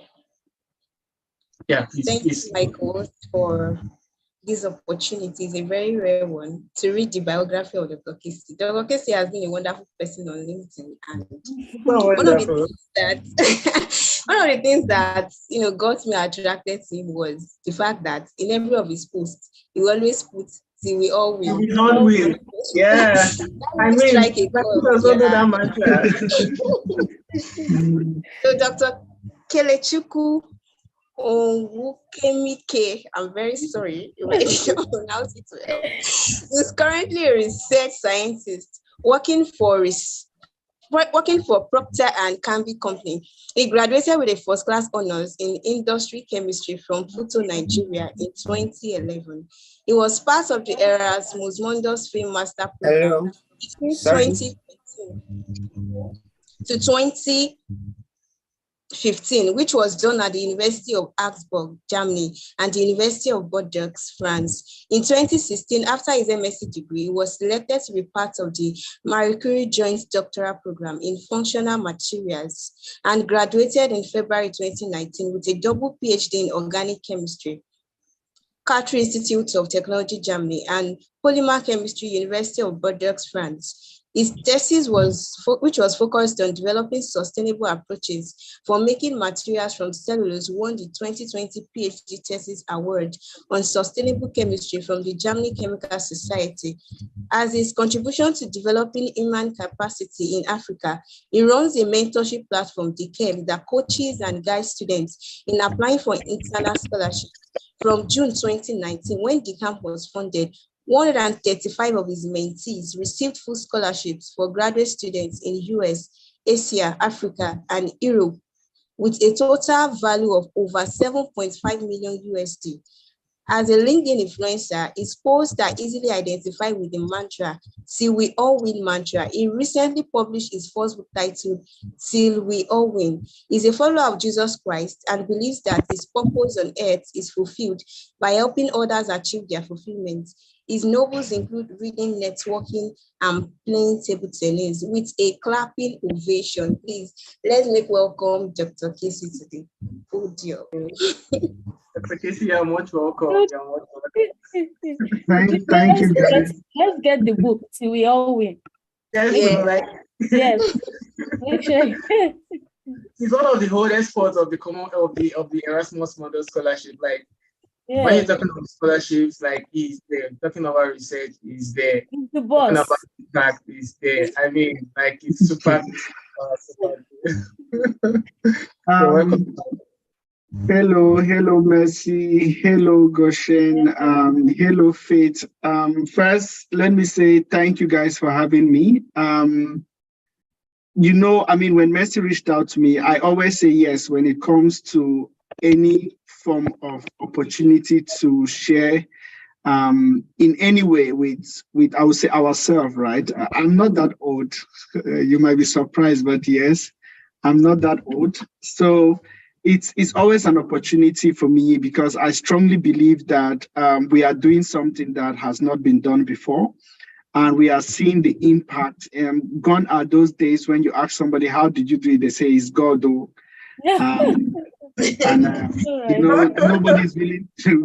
Nobody's willing to show any way how it was done. But somehow we are getting it. And I'm so happy because we Nigerians, we are among the most brilliant people you could meet anywhere. We have a lot of potential.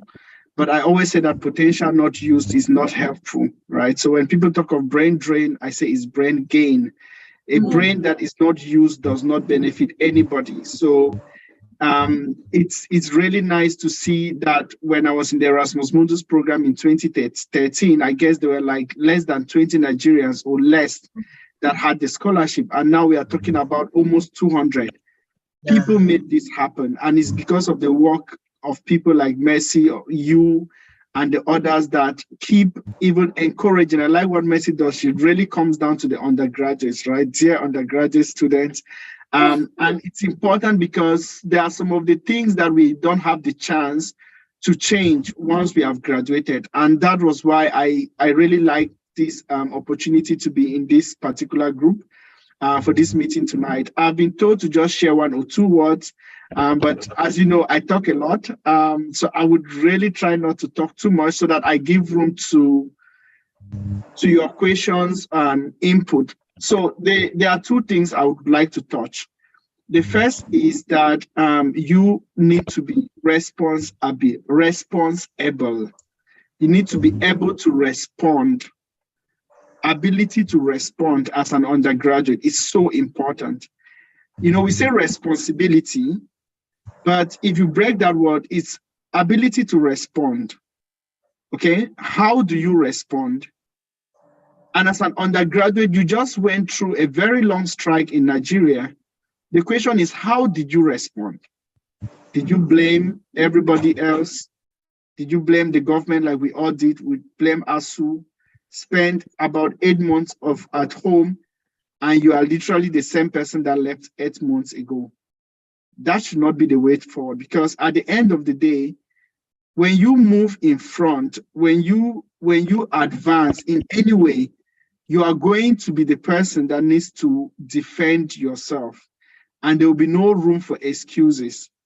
It's so nice to hear the last speaker. It was really interesting to hear him talk about reinventing himself as an undergraduate. That's impressive. This is how we should go, because it's getting more and more competitive, but it's not the competition that I'm concerned about, because I don't believe life is a competition, but it's about how do you respond where you are today, not tomorrow, today.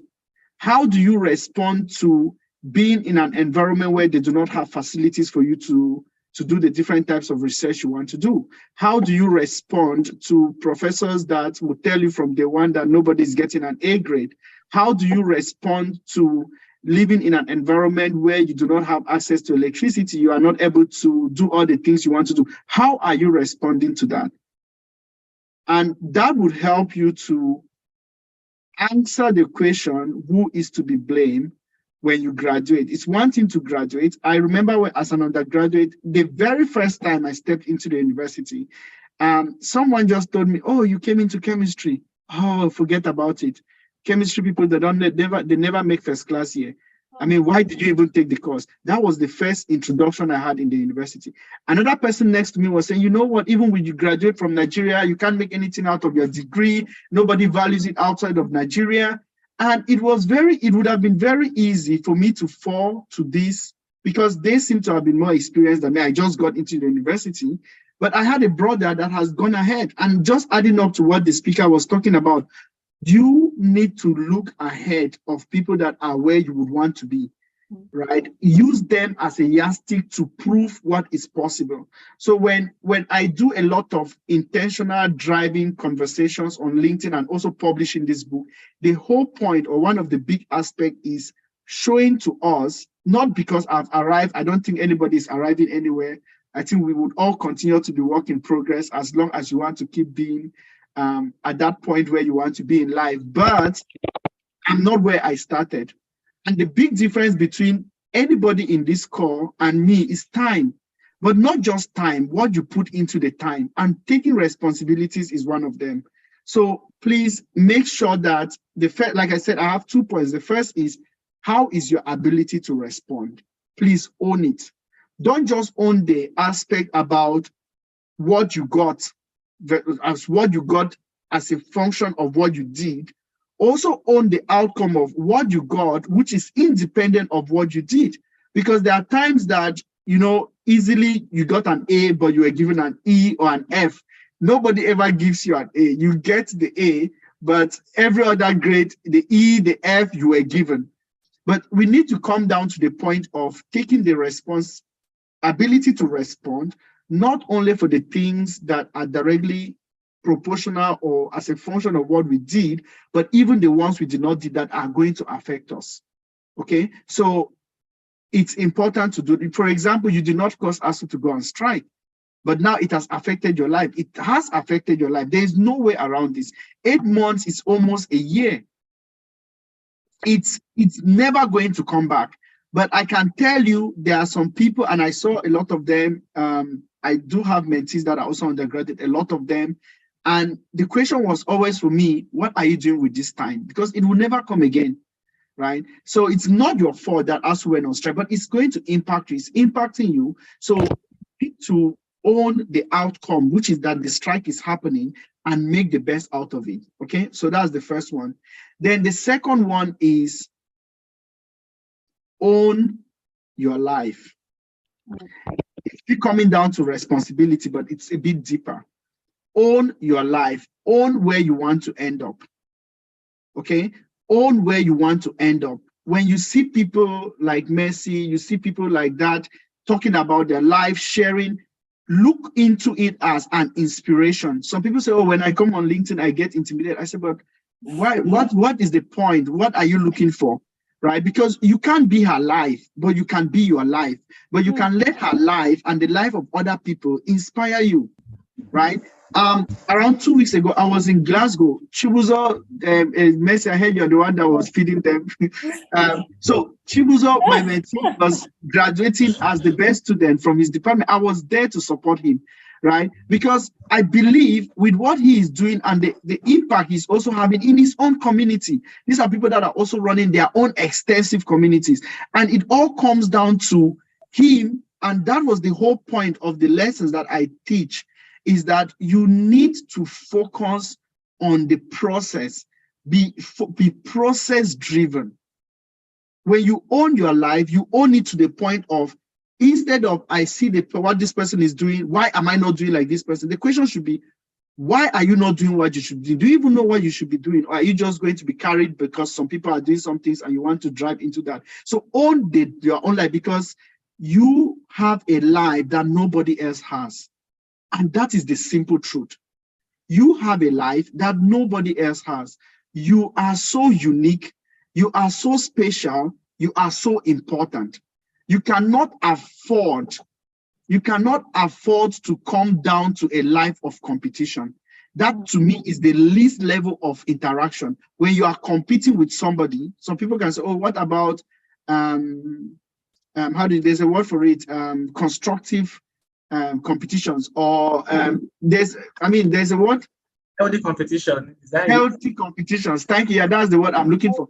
They are, but you see, what is the healthy competition? If it's healthy, then it's not the competition as we want to see, because competition puts you in the point of I want to be the first, right? But the question is, what does first mean to you? Do you think being the first of the pack makes you the first of yourself? Maybe not. You can just be the first because there are just people there that are not as driven. But they put you somewhere else, you will be completely lost. Why? Because you are not the first of yourself. And I had this typical example when I was in secondary school. I was in a school, every exam I'm passing, if nobody else is passing. If I pass, I have a 90, nobody is having a 60. And I went to another school and I was completely lost because I didn't find any reason to push as much. I went to a place where I'm getting a 30/50. In my former school, I would have been the best. But in this school, somebody is getting a 52, 53. They are getting even the additional points. So where do you even want to start? You are completely lost. And the truth of the matter is, I feel that going to this school really changed my mindset. Absolutely. Why? Because I didn't have, when you are in a class and people have 50/55/50, you are getting a 30. Which competition do you want to do? You are not in the level of the first 10 in class. What competition do you want to do? And this helped me to really focus on knowledge, really intensive knowledge. And 2 years after, or 5 years after I left my high school, and I was interviewed for Erasmus Mundus scholarship, I was asked a question that I studied in my high school. I didn't do physics more than in that extent as I did in my high school. And I could only remember because of the way I was studying. So when you take away competition, you allow yourself to grow. You become growth driven. And surprise, surprise, I eventually became the best of that school. But that was never in the picture. I wasn't going there again. I ended up, when people looked at my name, they were like, where is this guy? We never know him, because I was never on the assembly line called up as among the first 5 or the first 3. I didn't exist in anybody's mind. They didn't know there was any guy that has a long name from Nigeria that is in our class. But when the final exam started coming in, I was number 1. number one, that I didn't even plan Luke asked for. Why am I even repeating this? Because when I went to meet Chubuzo, he said he didn't even know there was any kind of award like the one he received. It wasn't about the award. When you pursue excellence, success will follow you. When you pursue excellence, grades will follow you. But when you pursue grades, you don't get excellence. You get someone that graduates as a crammer and you are put into in a life that you cannot deal with. So it's important. I know this audience is an undergraduate audience of those that are going to watch this video later on, but move away from I am here to pass an exam, because the life after school is real. It's not exam. It's not what is X plus Y. It's much more than that. So you need to build the attitude of what it means to go through exam as a set of moving through a process, so that when you move into life, you are not going to write X and Y, but you would get examples where you need to, that type of mind you have trained to go through things as a process would be very helpful. Okay. So 2 things. Number 1, be able to respond, own the responsibility, be responsible, right? Number 2, own your life. You are not in a competition. You are too unique to be in a competition. Competition of who is first, who is second. Why is this? Because you end up losing your ability to be more. The fact that you are the first in your class doesn't mean that you can be the first where you might not even operate at your level, right? Because you are now driven. Your yardstick of what it means to be the first is defined. Like I said, in my former school, 30 was the best. I was the best. Why do I need to get 40 when 30 was the best? Then I'm in a school where 50 is not even the best. So you need to allow yourself to be yourself. Learn from others, build relationships, network, let people inspire you, right? But be more driven to grow as a person, right? Don't look at yourself, yes, you're an undergraduate, but what are you doing more? And it's nice that we are getting this kind of connections that you can now have the access. I don't know when it was in the past where you could say you have an access to be able to talk to someone that is doing the course that you are doing somewhere else in the US. I mean, that is an inspiration. This is why I'm so passionate about this aspect of the work that we are doing, because we came from an environment where people would say school is a scam. What is the point? You know, after all this reading, where do you end up? You end up. But when they look at you, when they look at the things that you came from that same environment, that is the inspiration. And that is the hope we need to drive. Because at the end of the day, whether the country as in Nigeria is working today or would work tomorrow, it would need people like us. It would need people like you that have that knowledge, that have that know-how, that can be able to truly come in and make a difference. So it is a brain gain when we have people, opportunities like scholarships, that help people to become that their dream and build that knowledge that their government might not be able to fund. So at the end of the day, when the time is right, and even when there is no time, the fact that you are using that platform, when you are influencing people right back at home, because at the end, if there is no education-driven society, we don't have any society. Education is the bedrock of any society. If you take away education, not just education for the sake of certificates, but education of people being able to articulate properly and think through, solve, create solutions to problems that exist. So, like I said, I would stop talking. I could talk the whole evening. I do this all the time. I hope these points have been very helpful. Thank you. So, Casey, you've been super amazing. I don't know, I don't even know what to say. It's mind blowing, hearing from you. It's just been hitting me hard, from the first speaker to you, to the second to you. I've just been drawing inspirations. And, as you would all know, Dr. Casey, he's a pioneer, for the fact that, till we all win, nobody has won. He so much believes in trusting the process and for you to see the result you want to see. And it's super, I'm super honored to be on the same call with you and to hear you talk live from lip to ear. So I'm really, really inspired, and I hope, I don't know that the undergrad on this call are also inspired. And to even had, I feel he has really, really touched a lot, even to what the hassle situation, the post-hassle effect that, that could have had, like, having to stay back home, like, for a very lengthy period of time. Yeah, I said something on, how do you respond to situations, basically. It's one thing to say, yeah, the governments are bad, this, that, but like, how do you respond? Really, really matters. So I don't know, like, should we take like few questions from the undergrad? Let's see what you think. Yeah. Thank I you. do have some questions to do, but like I want to give the undergrad like the privilege to shoot at him first. The case is not someone that you would see, anyhow, or like when you have the opportunity to, interact with him, like Exactly. you should actually maximize it to the fullest. He's super experienced. He has his network is really, really large.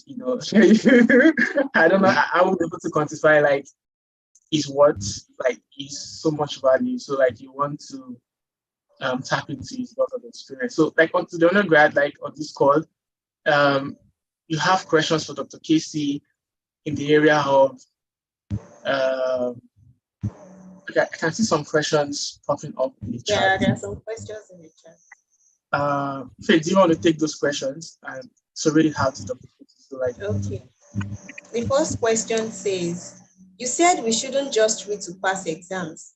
Now that ASU just called off strike and we are resuming by December, how do we cope not to just read for exam in a school that is ready to rush us?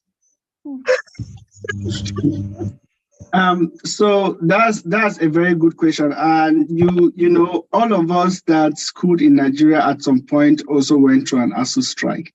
And understandably, they always come down to, reduce the duration of the semester by half. They just want to get an exam done with. Now, it might surprise you, but the point is what you're doing, when I say don't read to pass an exam, it doesn't mean you should not read, right? It means you should read to understand. And actually, that is how you do well in an exam. You do well in an exam because you understand it. Now, we are not, maybe I could give 1 or 2 tips on how to study, right? So the point is that if you are literally cramming, just cram everything in your book, the point is that if something goes wrong, just one thing, you are completely off. So there's a difference between you don't understand something and you are forcing yourself to just write what you don't understand. I think that's not even studying. The point is, yes, you are going to be constrained with time. That's a fact. You are going to be overloaded with a lot of materials. That's a fact. But we cannot go back to the past to say, well, what were you doing during the strike, especially if some of those materials had been given?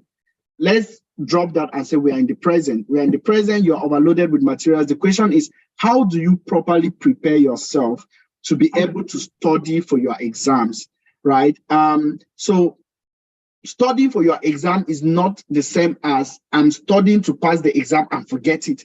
I mean, you can help me understand, because sometimes when people come to me and they explain how they study, it doesn't come right to me that the studying was just to pass an exam, because in reality, when you study very well, you get the exam and more.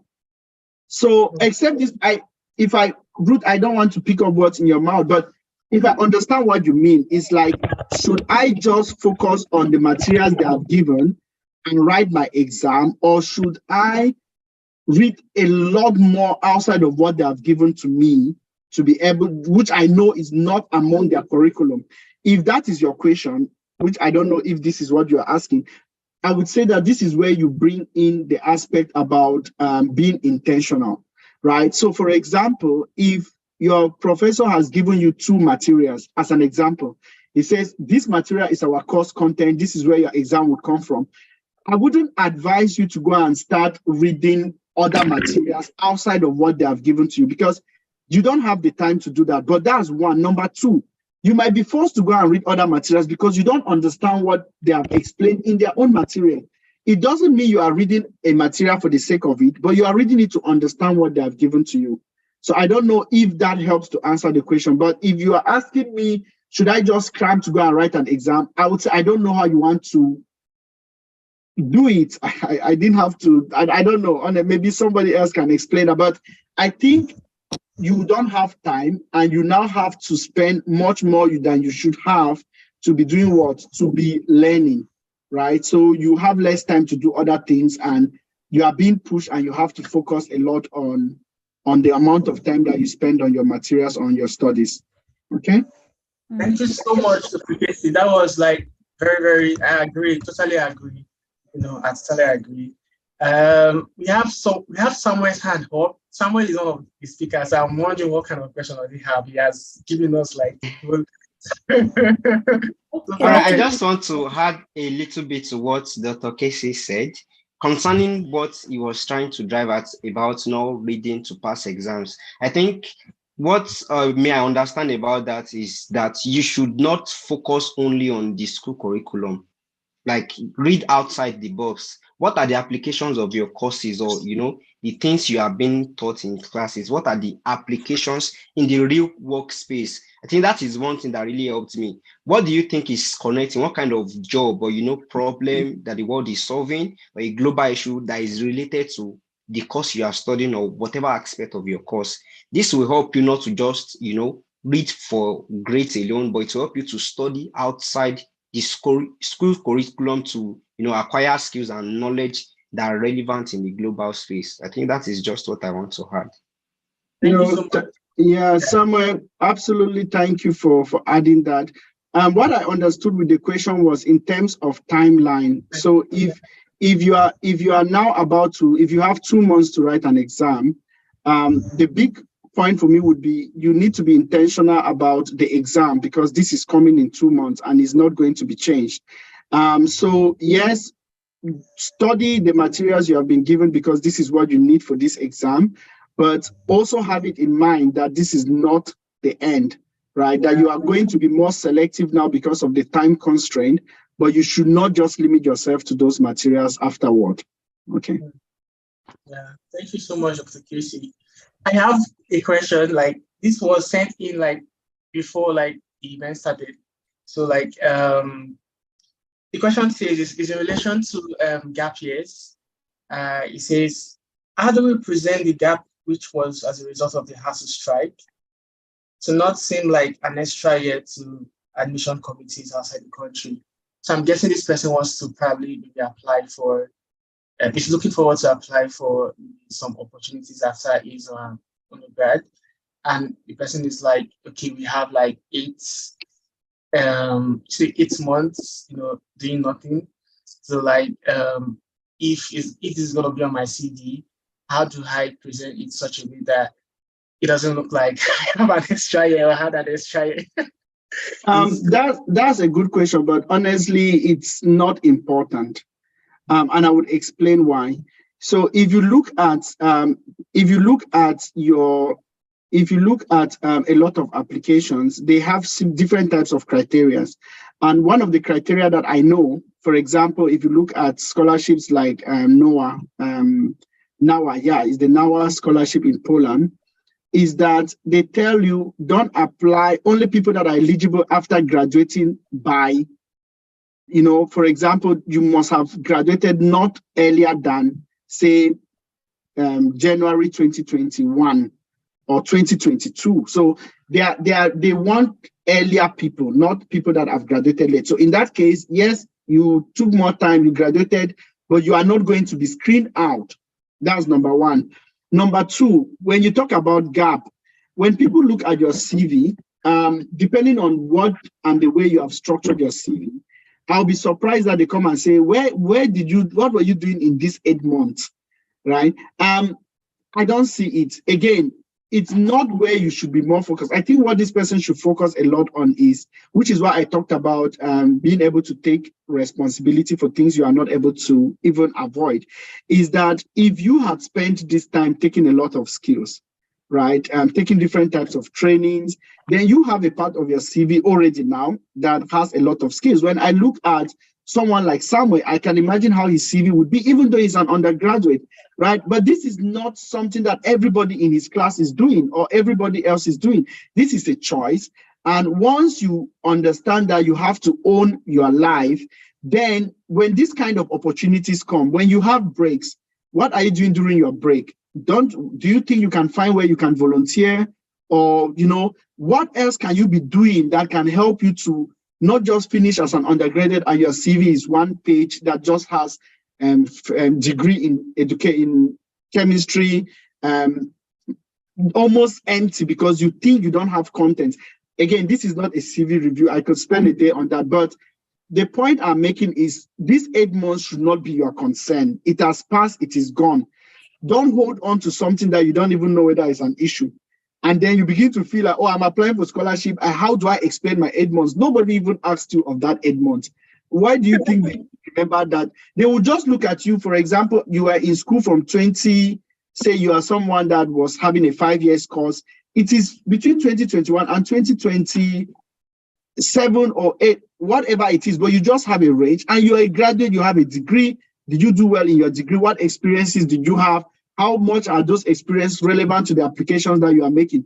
This is what is going to count, not somebody looking for an 8 months gap.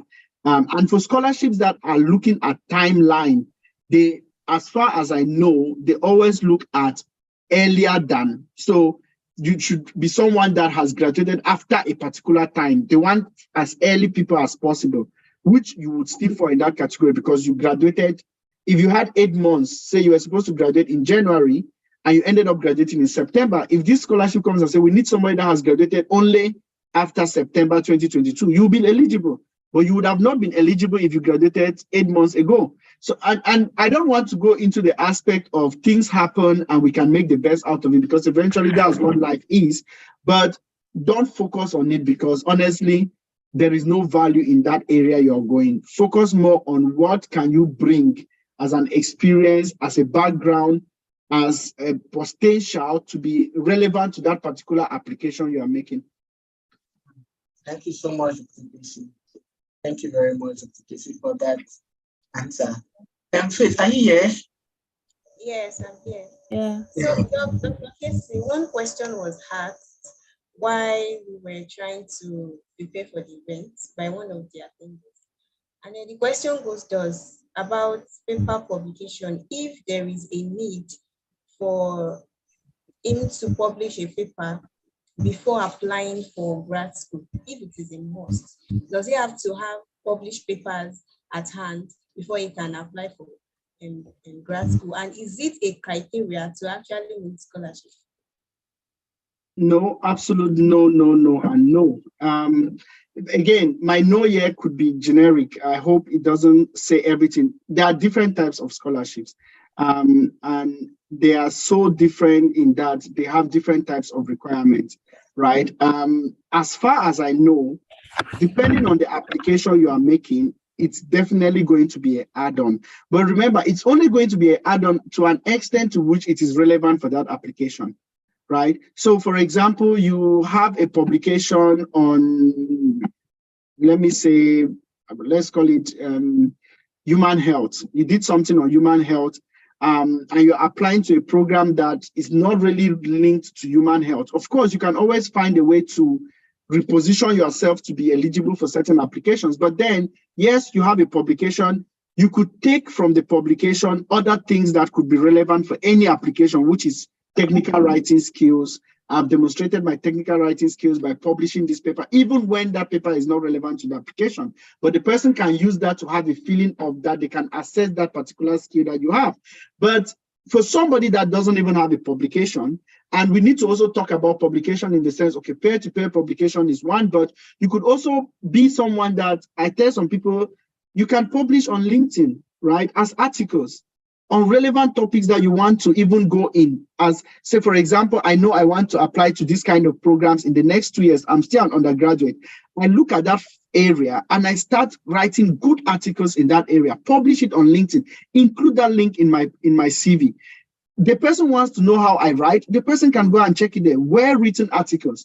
And when you write even your motivation or your SOP and you are capturing it there, the person can say, okay, I've demonstrated my critical thinking skills by publishing this, and this. It's still a published article. So the short answer to that question is no. You don't need a published article to apply to scholarships. Let's put it generally. But yes, you might need certain type of publications for certain types of application. But this is, as far as I know, it's going to help, but for something else, not because you have a publication. Because again, some people might be pushed to just publish anyhow. They just want to have a link that they have a published article. They publish in what we call predatory journals. And it's even going to be worse because you are dealing with people that know what they are doing. So you will not just give them a link to a journal they have never heard of, and they will jump at it because, oh, I've published a paper. You had rather not even published it and put it as publication under review. And when you write your SOP and you talk about what you did in that publication, what skills you kind of developed, used, it's more stronger than just putting a link to any kind of publication because you think it helps you to stand out. Okay. Thank you so much. Like I have I don't know, we are running out of time, but I have so many questions. I want the undergrad, if you have more questions, you could drop in the chat. Yes. And while we move to the other stage. But yeah, you can also drop my LinkedIn. I'll drop my LinkedIn link in the chat. So yeah, I think so that you have time for the other speakers, but we can stay here overnight. I know we don't have that time. But before you go, sir, I want to ask just one question before you go. Please permit me, Messi. This is my personal question. So I prepared this specially for you. So I want to know, what would you have done different? Flashback to you as an undergrad. What would you have done? What do you think you would have done different in general? And flashback to now.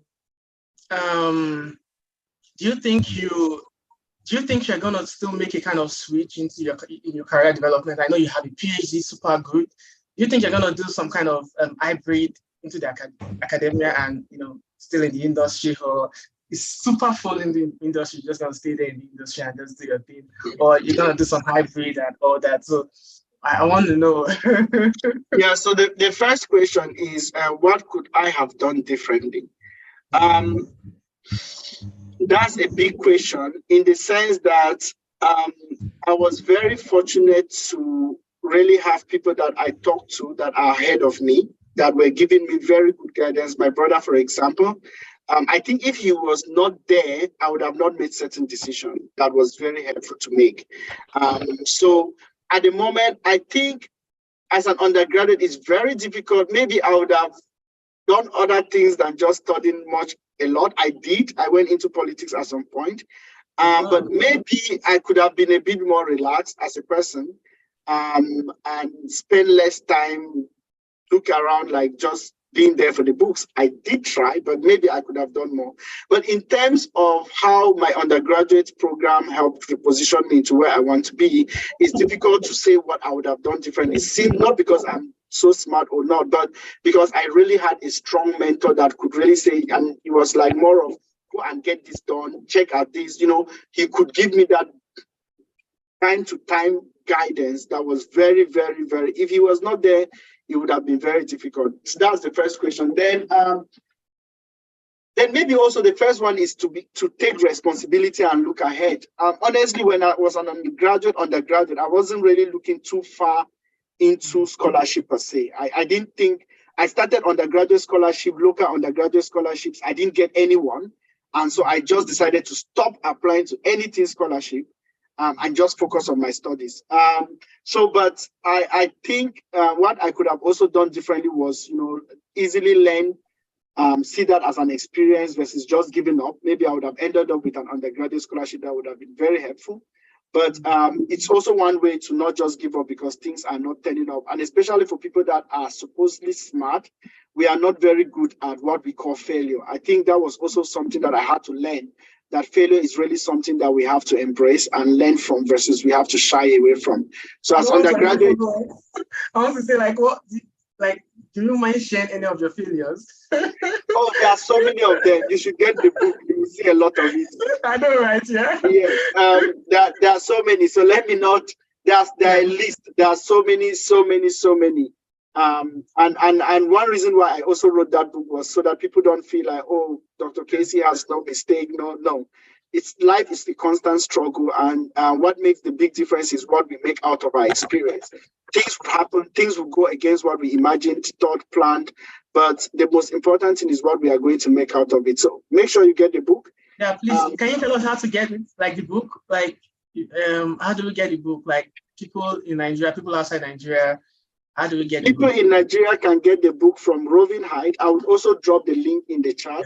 Yeah. Then I see you are in Nottingham, right? Yeah, Nottingham. I'll be in Nottingham in December, so we can see in December. All right.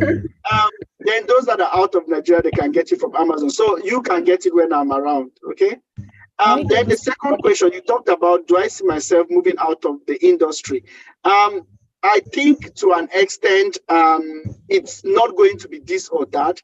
I feel that my career is going to evolve more into areas that would, open up opportunities. On one hand, continuous innovation, because I believe in innovation.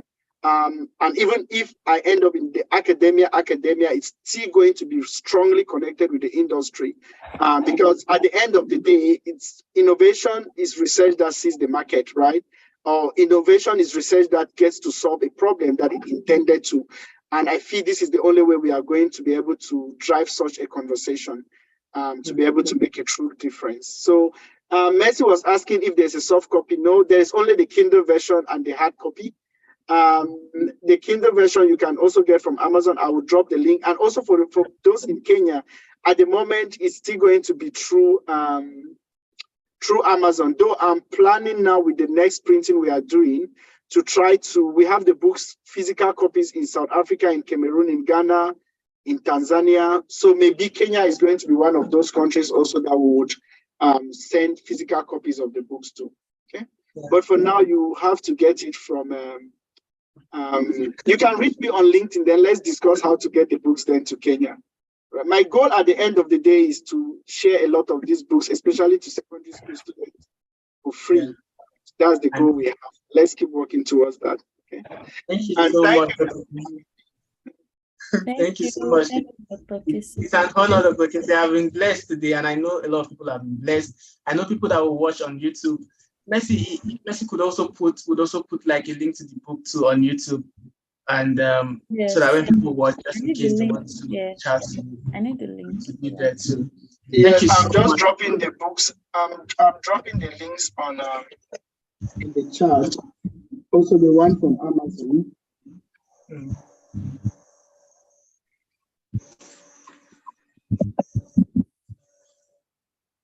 Okay, so we can call on Favor. Yeah, so next week, if you have questions for Dr. Casey, drop on the chat, reach out to him on LinkedIn, and he'll be sure to attend to your queries. Okay, Favor has few minutes to talk. Like Faith, can you introduce the next speaker?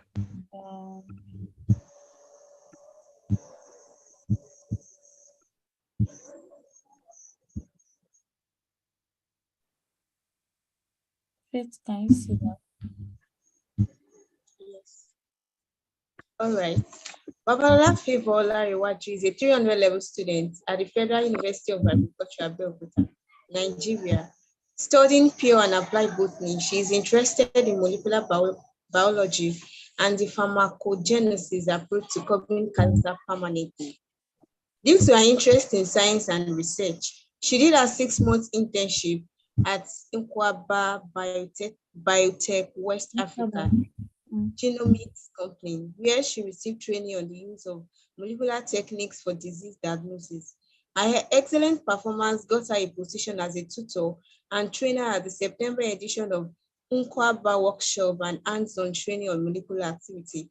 She has taken relevant courses on Coursera, such as Introduction to Cancer Biology and Understanding Cancer Metastasis, issued by the Johns Hopkins School of Medicine. She has participated in writing 3 research papers yet to be published, and she is currently involved in a journal review on circulating tumor cells.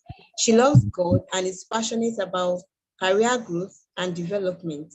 She's dedicated and committed to changing our world for good. Please let's welcome Babalola Favor. Yeah, Favor, you're welcome. Okay, so good evening, everybody. Good morning, good afternoon from wherever we are streaming from. Can you all hear me? Yeah, sure, please.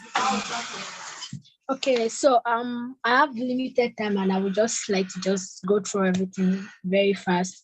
And it's a very great pleasure to be speaking here honestly, and I do not take that for granted. Thank you to everybody that organized this event. So down to my experience during the 8 months as a strike, I would say this to other students it might have been like a setback or maybe something bad, but to me, I see this 8 month strike as the best time I've ever gained something very, very tangible. I think I was discussing with one of my friends not long that, in fact, at the end of this year, I think I have to just give a testimony in church that this 8 month strike just allowed me to have the greatest accomplishments I ever had. And so, normally, just like other speakers have spoken, I think we all have things in common about our courses. Right from set, I was not really interested in botany. I don't even know what botany is from the onset. So I was being interested in doing physiotherapy in OAU to be precise. So this made me, I did my NECO twice just to have this and to have more competition and to test myself well. So when I was about to gain admission, I think I did WAEC and I had a D7 in English. That was very, very terrible. And I had to just use my NECO result for admission and stuff. So due to my interest to study physiotherapy and everything, for now, but okay, I think I applied to OU and I was not picked. And someone just said, instead of staying at home, just apply to FUNA for biochemistry. And they did at the end of the day. I was not really following the process. In fact, when I went for post-UTME, I did not read. I just went there to just do rubbish and because I was not really expecting anything from them. So it was very funny and I was given an admission and I was not happy about it. I just took it that okay, yes, this admission is there. And when I even saw botany, I was like, what rubbish is this? I even said I should just manage biochemistry and you're even giving me botany. How do you want me to? I told my dad I was not going, but he forced me. I went and to cut the long story short, I said, okay, I'm going to reapply again to OAU. And I had to struggle between my level days. I had to struggle between like lectures and writing another WAEC. Cannot forget having to leave Abeokuta very early at 6 in the morning just to meet up with papers to write another WAEC and get on board.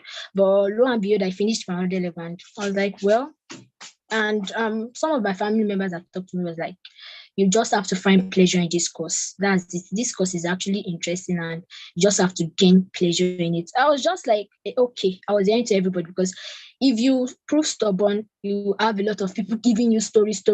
And okay, I said, okay, no problem. Meanwhile, I had other plans in mind. But when I finished 100 level, I was like, I just have to just find space in this and okay, let me move to biochemistry again. I actually went to my HOD and she directed me to someone else that just go and meet Dr. So he would sort out with that. And when I got to his office, he was like, Favor, sit down. You are not leaving botany because we've been looking for people with grades like yours. And my grade was not really that. I was maybe around number 4.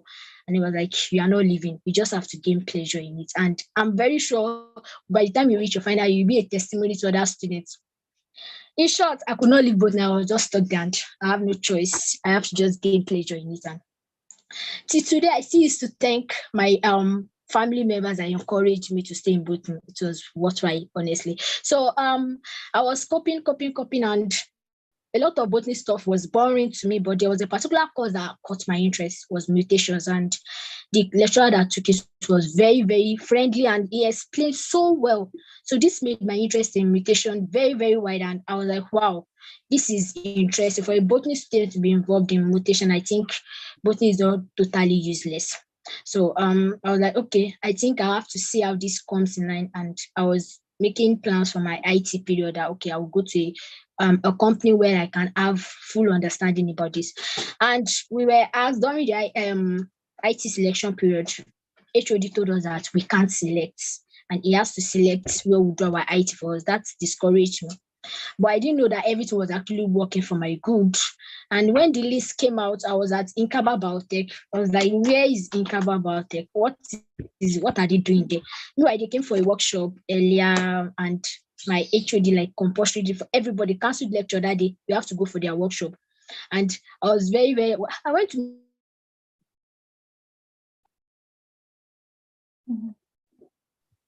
Family network. Nigeria factor. She was still there.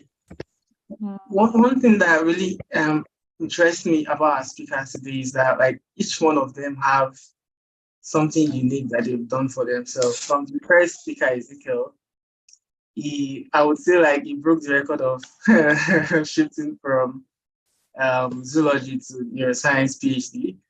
Then to the second speaker, who Samuel, who got like an internship like outside Nigeria.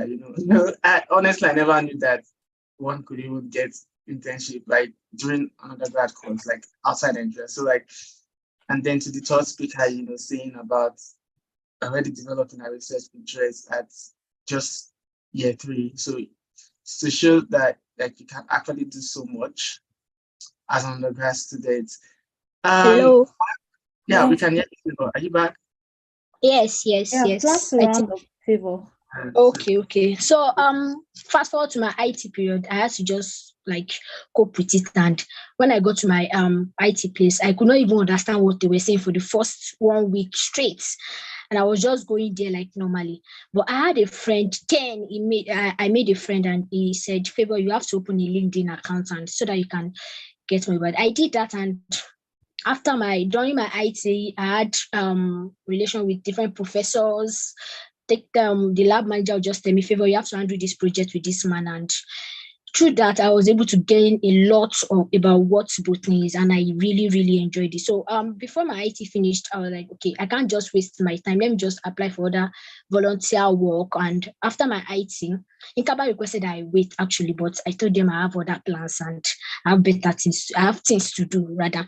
So I applied to Ibadan Cancer Registry, and I had to schedule an interview with the professor during the strike also. So I had to schedule an interview with the professor. The professor was like, sorry, don't you have a phone? I said, I have. He said, don't you watch movies? I said, I watch. And this one was like, your mates are busy watching movies. Why are you this girl? Why are you just stressing yourself? And I told him, sir, my vision is greater than watching movies now. I think I have to get things to do. I have to get on board. And even till now, I'm still learning, and I still have a lot of time because my school is resuming next year, April. So I have to just, and presently I've applied for different internship to add. I think I did one interview not long, and they were like, okay, I should submit my serious letter. I told them I've already done my IT and I just want to learn more. So a lot of people, one thing I've noticed is that we should just try to gain pleasure in wherever we find ourselves. Nigeria has done it so well for us that we just have to find ourselves somewhere. So what would actually motivate us is gaining pleasure in wherever you find yourself and just looking at the future. How does it look like? And I think that really, really helped me. And yeah, I'm very, very grateful. Although I'm still learning, and I'll keep on. I still have time. I will strike. I still have about 4 months. So I think with that, I'll still have a lot of things to learn. So my advice to everybody is undergraduate, prospective undergraduate, is that wherever you find yourself, just make sure you excel in it. Just so that you can be proud of yourself at the end of the day. Just make sure you try your best in wherever you find yourself. So thank you very much. I hope I know take too much time. Yeah, no, you didn't. You did absolutely brilliant. Thank you so much, Favor.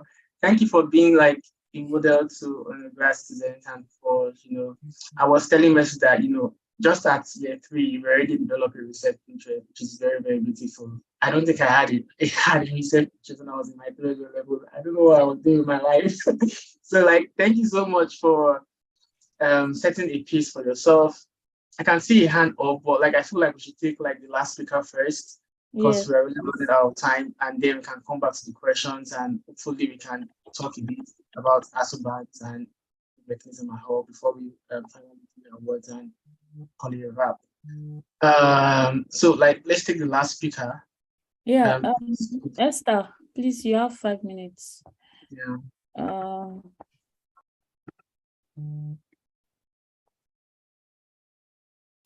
Can you put up her biography? Oh, okay. Yeah, thank you so much. So I'll just read this. So Esther is a 200 level computer science. Is going to betray him, and the disciples were utterly. So Esther is a 200 level computer science student And at the end, he announced at the Federal University of I think, Agriculture. sorry, Goshen, I think the Zoom link, the person should be kicked out of the group. Yeah, I've done that. Thank you. So she is an intermediate front-end web developer and a graphic designer. She won a 75% paid scholarship to develop her content creation and copywriting skills. She has also completed some courses on the fundamentals of UI UX on FutureLearn and Udemy. She's enthusiastic about her career growth and development, and she has taken relevant online courses and has received certifications. She is passionate about her career development progress.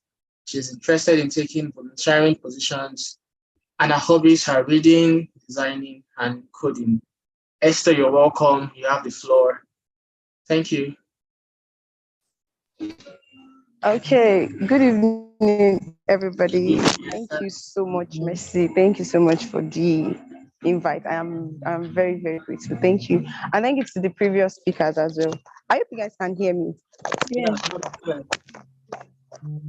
Okay, I'm very sorry. Here in Funab, the network is very, very bad. So I'm trying to, like, I've been walking around in circles.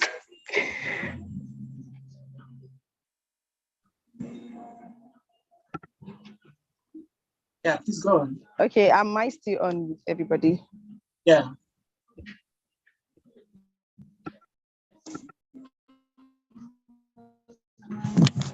Yeah, Esther, we can hear you. Am I still on? Hello. Yeah, you're on. You're on. Esther. Okay. So basically, I feel like I really don't have much to say, but wow, the strike came unexpectedly. So I guess it almost came as a shock because before I got admitted, I've been told about us to strike, and I'm a very, very optimistic person. I was so against. I was like, no, till I'm done, there's nothing like us to strike, and all of that. But then after the first year, the strike came, and then I decided to stay in school. Since it was a morning strike, I decided to stay back in school. Since it was 4 weeks. Am I still on? Yeah, you're on. Okay, thank you very much. So I decided to stay back in school. That it was 4 weeks, it was a morning strike. It should not prolong more than necessary. But then 2 weeks later, I've actually loved web development, anything designing, even before I got admitted. So I was just like, okay, let me just use this 2 weeks, the first 2 weeks, to kind of just learn basics of UI UX and hoping that we'll call off the strike soon. Along the line, the strike was going longer than I even thought. Like, I never thought it was going to be this long. So I had to go home, leave school. And when I got home, my mom is not really a fan of you pressing computer. I don't know if some people can relate to that. They automatically assume that if you are on the computer, maybe you are doing 419 and Yeah, you're right. am I still on? Yeah, you're on. Yeah, we got you.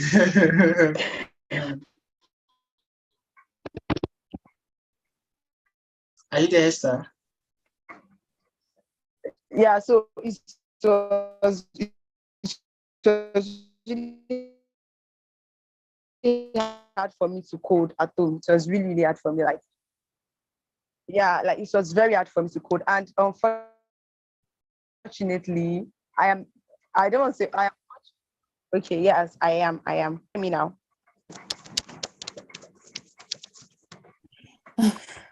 Yeah. Are you there, Esther? Hello, can you hear me? Yeah, we can hear you. Can you hear me? Yeah, just try and round up. Yeah, we can hear you. Yeah, just try to round up, please. Drop whatever message you have for us in the chat. Hello, Esther, are you there? Okay, Goshen, please kindly go on. Okay. I know we're really running out of time, so let's just move straight up to question interactive sessions for the speakers. Basically on the area of coping mechanism, like post-hassle effect, right? So I'll kickstart by asking like some of the questions I got like pre before like the event to any of the speakers to try and address the question. Yeah. So the person is like asking that okay, this I'll direct to maybe Ezekiel because like it's about scholarships and all. It's a 2-in-1 question. Like it says, yeah, it says like is it true that there are no scholarships for medicine? And then like scholarships abroad for medicine, and then can I apply as an undergrad to study medicine? Like that's from Nigeria. So that is one question. Undergrads in the house, while Ezekiel answers the question, if you have any question around post-hassle effect, like any challenges you're facing, like in your studies or whatever, you can just put up in the chat and we'll read out the questions and ask the speakers to address. So yeah, Ezekiel, are you there? Yes, I'm here. Although I have another meeting in like 2 minutes, so I might need to leave very soon. But I'm still on this call. So what you need to understand is medicine is not a research-based course. So there are professional programs and there are research programs. Medicine is a professional program. I wouldn't say there is no scholarship for medicine. You can get a scholarship to study medicine. Okay, so what you need to do is find out, for instance, if you want to study medicine in the US, find out the funding options for MD in the US. There's a colleague of mine who is doing MD PhD. They get funding for MD. So as an MD student, they get paid some stipend. So that may be the case, all right? You need to find out more. If it is outside the US, say UK, go to the school website, look at the medicine program, look at the funding page. What funding do they have for or what scholarship do they have for medicine students? So that's one way to answer your question. Thank you so much. Yeah, but don't believe it's not possible. Just find out from the schools. Yeah, you can break the records like Ezekiel. I mean, so yeah, I will direct this one to the undergrad speakers. So it goes to us. Yeah, person is like, practical and not motivational ways to become effective. Like the person doesn't want, motivation. You aspire to inspire. Person is like, practical and not motivational ways to become effective, and also ways to get better in both academia and outside academia, so as to be able to meet up with employment criteria, with reference to the fact that things taught in school are not required entirely outside school when searching for jobs. So I don't know if like Ezekiel and any of the undergrad might answer, but I want like maybe the undergrad speaker can start off first. But let me read the question again if it's not clear. We have another guest here whom I want to. Oh, we have another guest. We have Mayoko here. Mayoko. Oh, really? Wow. Senior Mayoko. Sorry, I'm really you want to take this? Hello everyone, good day. I think generally when you're going in life, it's always good to pray that they will not put you on the spot, especially in moments like this. But I mean, it's been amazing to have listened to like everybody. I came in kind of like in between, but learned a lot from like what Ezekiel had said, and then the undergrad speakers as well. Thank you very much. I guess the one thing I would say is I'll probably go off of something that Emmanuel had mentioned yesterday, and that Mokweolua Fasharat also mentioned yesterday. And it's the fact that people underestimate how much a vision or having a clear goal can pull you.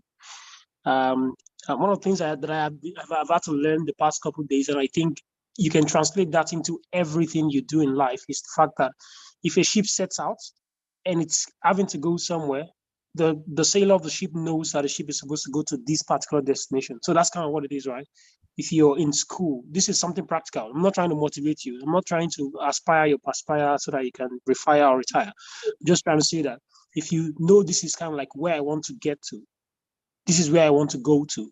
It takes time to really work on setting a goal, but we are not big on setting goals or knowing where we want to go to. We just know, oh, I'm in this program, I'm going to probably endure it. I don't like it as much, or I like it, but I don't know what I can do with it in Nigeria's economy.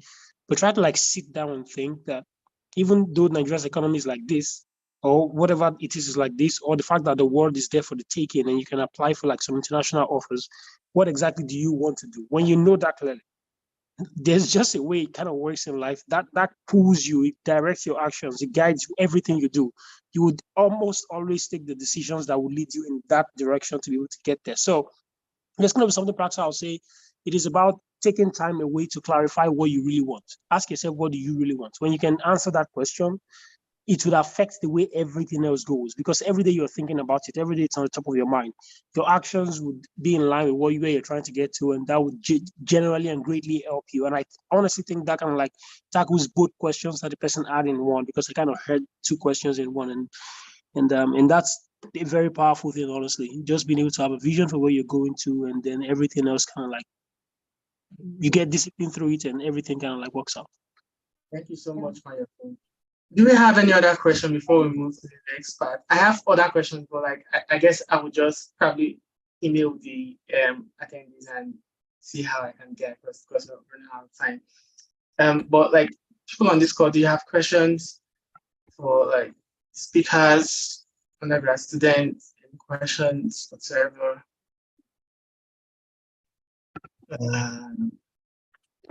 Okay. Okay, if there are no questions, I think we should just go ahead to so I think the next on the is Fit still here, but she's left us. Yeah, so the next on the agenda should be Mercy. Do you want to introduce your logo now, or you want yes. So Dotun will do that. Okay. He's here already, and yeah. Dotun, please, you wanna go? Thank you to all the speakers and to the audience. We really appreciate your time. Yeah, so we'll be having the logo launch right now. Yeah, the logo launch. This is not the end of the event, though. We still have one more item for that, right? So just and we have to do that as soon as possible. Yeah. So is Dotun on the call? Dotun, please, are you here? Come and introduce Mercy's logo and like the inspiration behind the design.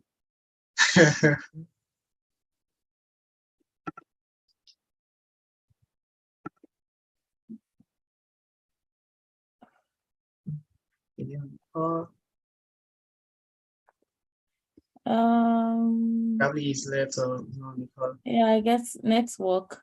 Okay, so this is what I'll do. I'll go into the our okay, is here again. Okay.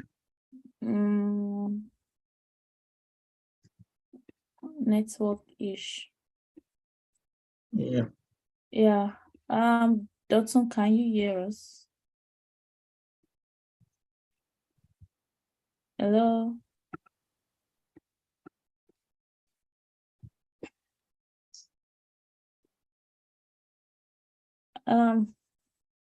Dotun. Okay, so pending the time that he will be available, I think we should just go straight forward to the award presentation. Yeah. And I'll stop sharing this.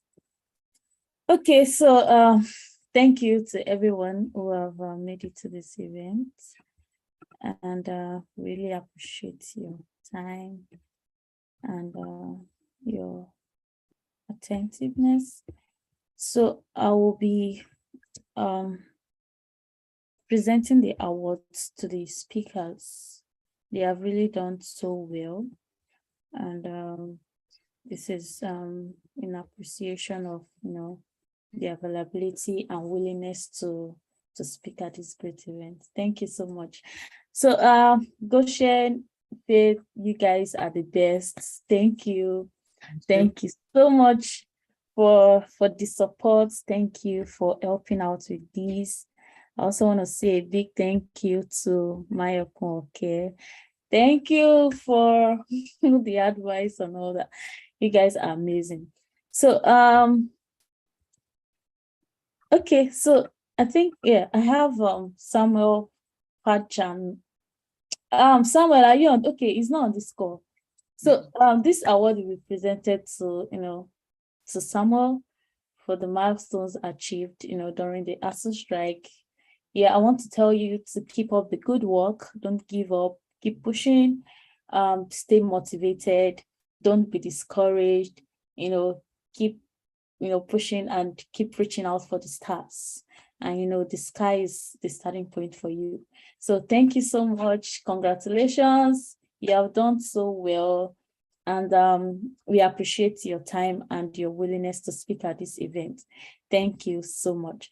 You guys should share them up, please. Yeah. It's not easy. Like someone has really done a lot, and yes, he has done a lot for himself, right? I learned that you can actually go for interview like that outside. Exactly. I never knew that. Yeah. So I also want to, recognize Favor Olariwaju Babalola. She has actually been so amazing. She reaches out to me, tell me about that, a journey and milestones and all that. So I would say that you should not give up. Keep pushing, be motivated. I know it's discouraging right now. You have to sit at home. You have to, there's these educational breaks and all that. But what I would say is that be motivated. Don't give up. Keep up the good work. Keep working hard. That is what should drive you. Your dreams and aspirations should keep driving you to move forward. So despite the inadequacies in the educational system, please do not give up. Thank you so much for your time. Thank you for your willingness to speak at this event. We are so grateful. Thank you. And I'll be sending it over to your, okay, Favor, thank you. So I'll be sending. I'm sorry for disturbing you this while. Oh, that's fine. I know, right? Thank you. Thank you, Favor. Also, I'll be presenting this award to Esther. And Esther has been so amazing. I met her on LinkedIn, actually. It's so funny. But you are really doing so well. Don't give up. Be motivated. Keep pushing. Keep up the good work. Thank you very much, ma. Keep being an example to others out there. And please let this be an encouragement for you. I know that there will be a point in your life that you will want to be discouraged, depressed. You don't know what to do. You are confused about life. But what I would say is that be motivated. Pray to God, keep working hard, and focus on your purpose here on earth. It's very important. And thank you so much for your willingness to attend and to speak at this event. Thank you. We are so grateful. Thank you. Yes, thank you. Please let's share them up. Please flex your award. I really appreciate you. Thank you. You're welcome. Thank you. And yes, to Dr. Kelechuku, he has been a very busy person. When I reached out to him and I got a response, like it was not like I had to reach out today and getting a response maybe in 2 days time or 3 days time. The response was so quick. And I was like, wow, this is interesting. So I want to say a big thank you to Dr. Casey for honoring this event.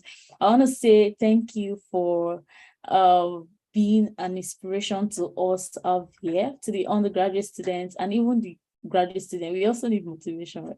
So thank you so much for what you're doing in the society. And, we'll always be remembered by what we have done, right? So you are doing so well. Thank you for your indefatigable impacts in the society, and we are appreciating you for your immense contribution to this symposium. Thank you so much, Dr. Casey. We call him Casey, Dr. Casey. Thank you. You want to say something, Goshen? Well, I'm like thinking into like. Yes. We are so grateful. I've really learned a lot from. Yes. And the last but not the least, Ezekiel has been an amazing person. I'll say this. So he's really doing so well for himself and doing so well for the society. And we appreciate you for your efforts. Thank you for taking out time out of your busy schedules. I know you're doing a lot. Currently, I think he's in the lab. I don't know, but he was talking about having an experiment and all that. But, giving out that time, to come out to speak, it is so amazing. Thank you for the work you do out there in the society, for being an inspiration to so many people that they don't really know yet how to, navigate their career. They don't know what to do even when they are stopped, as regards career choice and all that, switches and everything. But, your story so far has inspired many. And we are grateful for your indefatigable impact in the society, and we appreciate your contribution to this great event. Thank you. I know a lot of people will watch on YouTube. Please feel free to reach out to any of our speakers if you have any worries. Yeah, they might be busy, but trust me, it is very important that you take the first step, right? Reach out. Don't think that they will be too busy to respond on. So many people got their connections on LinkedIn. So many people, Karabat was talking about reaching out to somebody, a very big person on LinkedIn, and somebody was like, oh, and the person responded. Yeah, we shouldn't limit ourselves. We shouldn't have that we shouldn't give an answer to ourselves without reaching out, without making any effort, don't conclude. Yeah, don't make that conclusion that this will happen, this will happen. Just take the step of faith, and definitely you will get to where you want to get to in life. So thank you so much, Ezekiel Irewole, for being an amazing friend, for being a wonderful person out there. Thank you so much. We appreciate your effort. And a big thank you to everyone, to the audience, to those who have attended, to those who have spoken, to my moderators, wonderful moderators, Goshen, Faith. You guys are so amazing. Thank you so much. Thank you to you. Thank you for hosting. Thank you to Mayoko, the brain behind every success. Oh, wow. I see. Mayoko, are you hearing that? So I know you're doing a lot at the background. What did you say, Goshen? I know you're doing a lot at the back end. Background. Yeah, background. Even if it's not at the forefront, I know it's doing. I know, right? So we really appreciate your efforts, Mayoko, for being so amazing. Thank you for the advice, for the support. You cannot achieve success alone. You can't do it yourself. You need people who are like-minded, people who want to see you succeed, people want to see you make progress. So you need those people to help you get to where you want to get to. So all these I'm doing is not, I have the idea comes, but I need to discuss with people, right? I need to make it happen. And before it can happen, people have to contribute. Okay, do this better, do this like this. So thank you so much, Maya Konke. Thank you to everyone, Ezekiel. Thank you, Goshen. Thank you, Faye. Thank you to all the speakers, Dr. Kesi, Opolua, Karabat, Samuel, Collins, and to all the audience. We really appreciate you. Favor, you have been so amazing. Yes, so I think we'll be rounding up this meeting soon. Yeah, and I don't know. Doctor, are you there? Yeah, I'm here. Okay, so I'll stop sharing my screen so you can do that within 5 minutes so we can end this meeting. Thank you. All right. Okay, please, can you make me a co-host? Okay, yes, I will do that right now.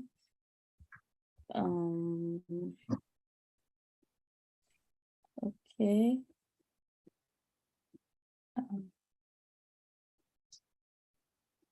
Okay. So yeah, I've done that. All right.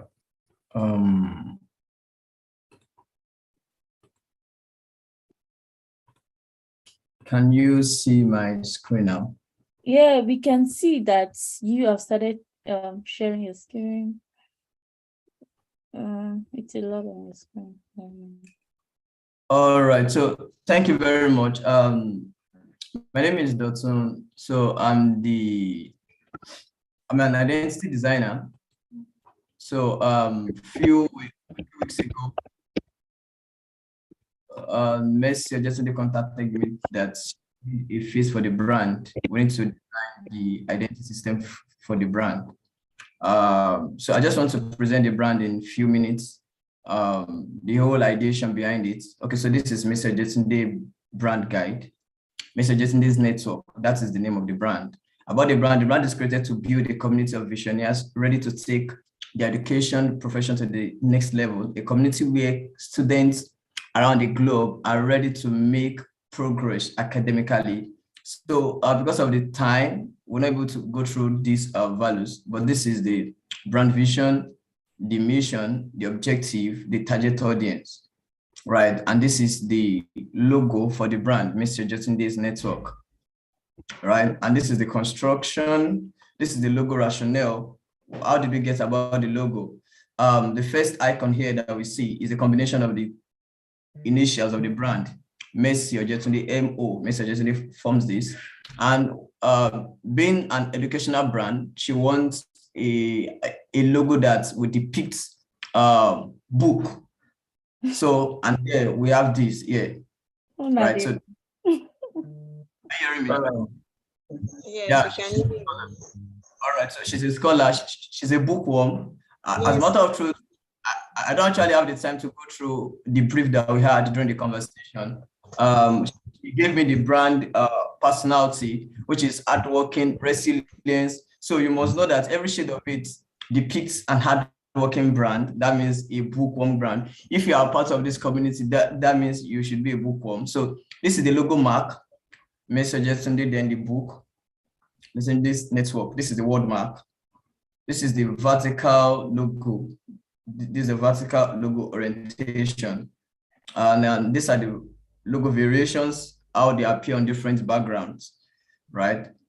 This is the logo in a monochrome. That is the logo in a single color. And this is the logo in different colors, white background, blue background, depending on the usage of it. Now, this is the favicon, right? This is the favicon. This is the brand color, the primary color and the secondary color. Yeah, the brand attributes and keywords: visionary, hard work, resilience, success.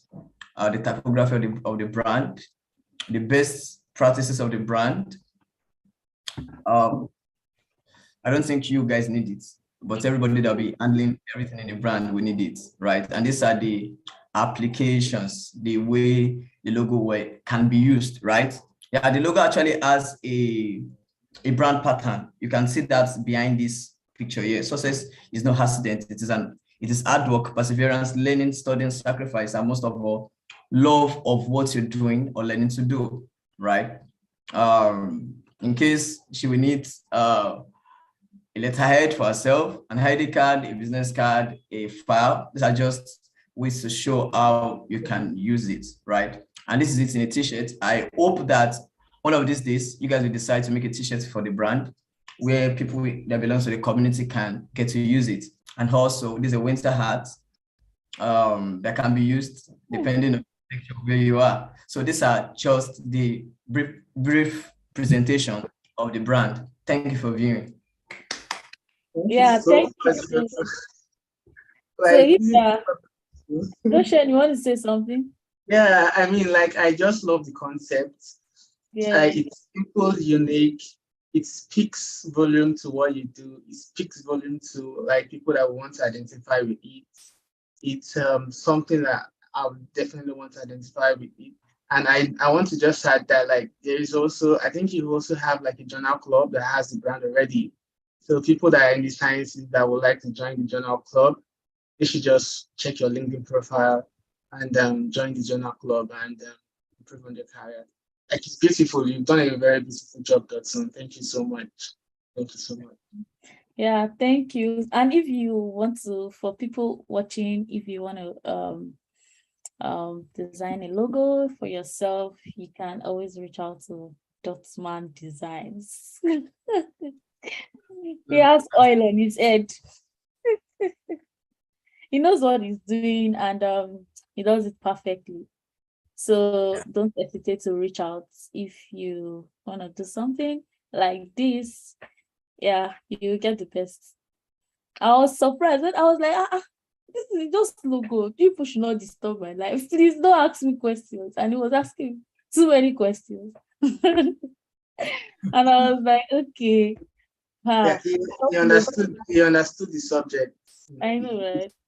So it was so amazing. Thank you. Thank you so much for that. Yeah. Yes. Faith, would you like to say something before we wrap up? Faith, my co-host. Where did she run to? Is Faith on this call?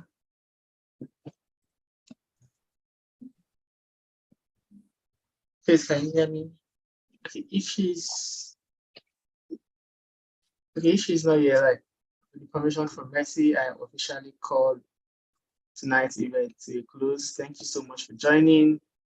Thank you so much for the input to the speakers, to our attendees, to the Undergrad students, to my co-host, and to myself. I want to thank you, and the meeting has been officially brought to a close. Thank you. Yeah, so I don't know if anybody want to say something to close this. Maybe any of you, two people, like a review or to talk. We can. Abiola, Ayokunle, do you want to say something? So, what did you enjoy? Yeah, tell us something.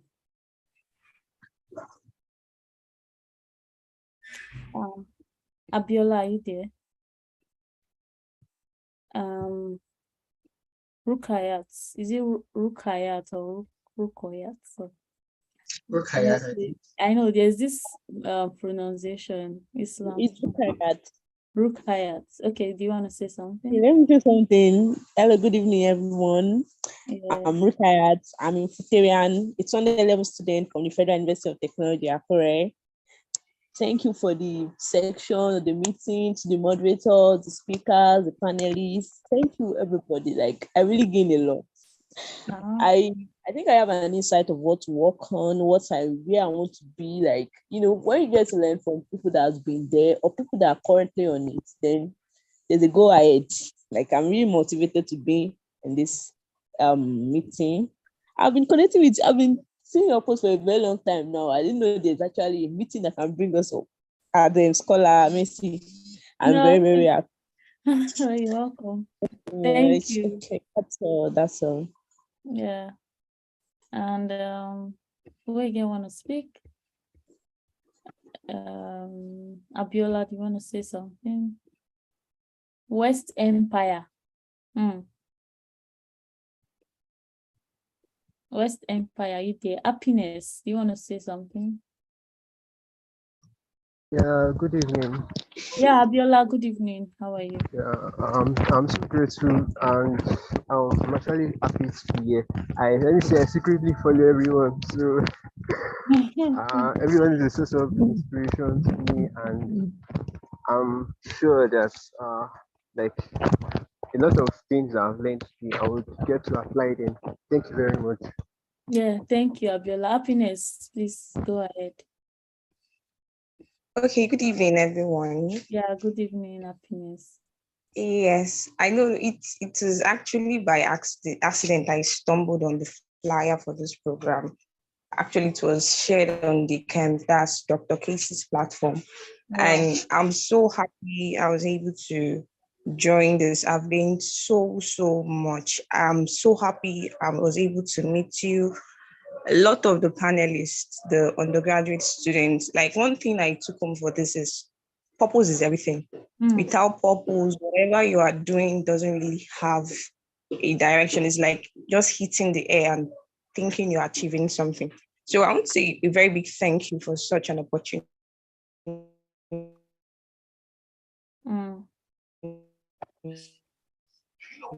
Yeah. Thank you. Thank you so much, Happiness. Yeah. And hopefully we get to have one day very thank you. A very big thank you. Thank you very much. Yeah, thank you. Thank you so much. Yeah, so Everyone. hi, Faith. Yeah, sorry, I will not be putting on my camera. That's fine. But it has been an interesting moment, and since yesterday, I've had a swell time, starting from manual sessions of Olua and today Ezekiel and then the Casey. A lot has been heard, and like I said yesterday, without implementing all these things, then I think it would have been better we don't even come for this event at all. So yeah, it is one thing to have sacrificed your time to come, and it's another thing to judiciously do all that you have learned. And like Dr. Kitty said, you should own your life. And that means a whole lot to everybody. So it is an individual thing. You think about it. How do I own my life? Everybody knows what they want, and that is where purpose comes in. When you live a purpose-driven life, you feel fulfilled in whatever you do. And so please, putting God first is very, very important. Yes. And that's something I picked up from everything all the speakers said, even from yesterday. Emmanuel mentioned God. Mentioned God. Even today, Ezekiel mentioned God. And even Dr. Casey to mention God. So God, the God factor is very, very important. It is God that would open up your purpose to you. It is when you put up your plans before God, just say we should write it upon the right. So when you put your plans before God, God is going to lead you. He doesn't lead us astray. He will lead you to the right path. And that is when you will know where he wants you to be fulfilled. So you won't have to run helter-skelter and, it's like as though you don't have direction to how you want your life to be. Yeah. And please, if you are not on LinkedIn, you are missing out a whole lot. I got connected to our host from LinkedIn. We've not met, and is it over a year now? Yeah. Hey, it's over a year now. Even Goshen, I got connected with Goshen through her. And it's as though we've known each other for years, the way we converse, the way we talk, the way we play, and all of that. So networking is very, very important. And I think someone made mention of that today, one of the undergraduate speakers. You need to network with people. For you to get what you want to get, is in the hands of somebody.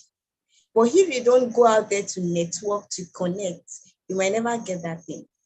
All the scholarships you want to apply for, someone somewhere has done that thing you want to do. It's not a new thing again.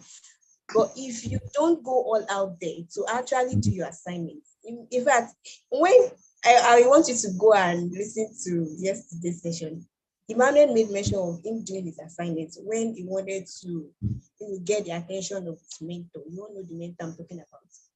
Also, Okwaluwa did his assignments by going an extra mile to become a genius. And also, today, Ezekiel did his assignment. So you need to do something. Nothing comes like that. You need to do something.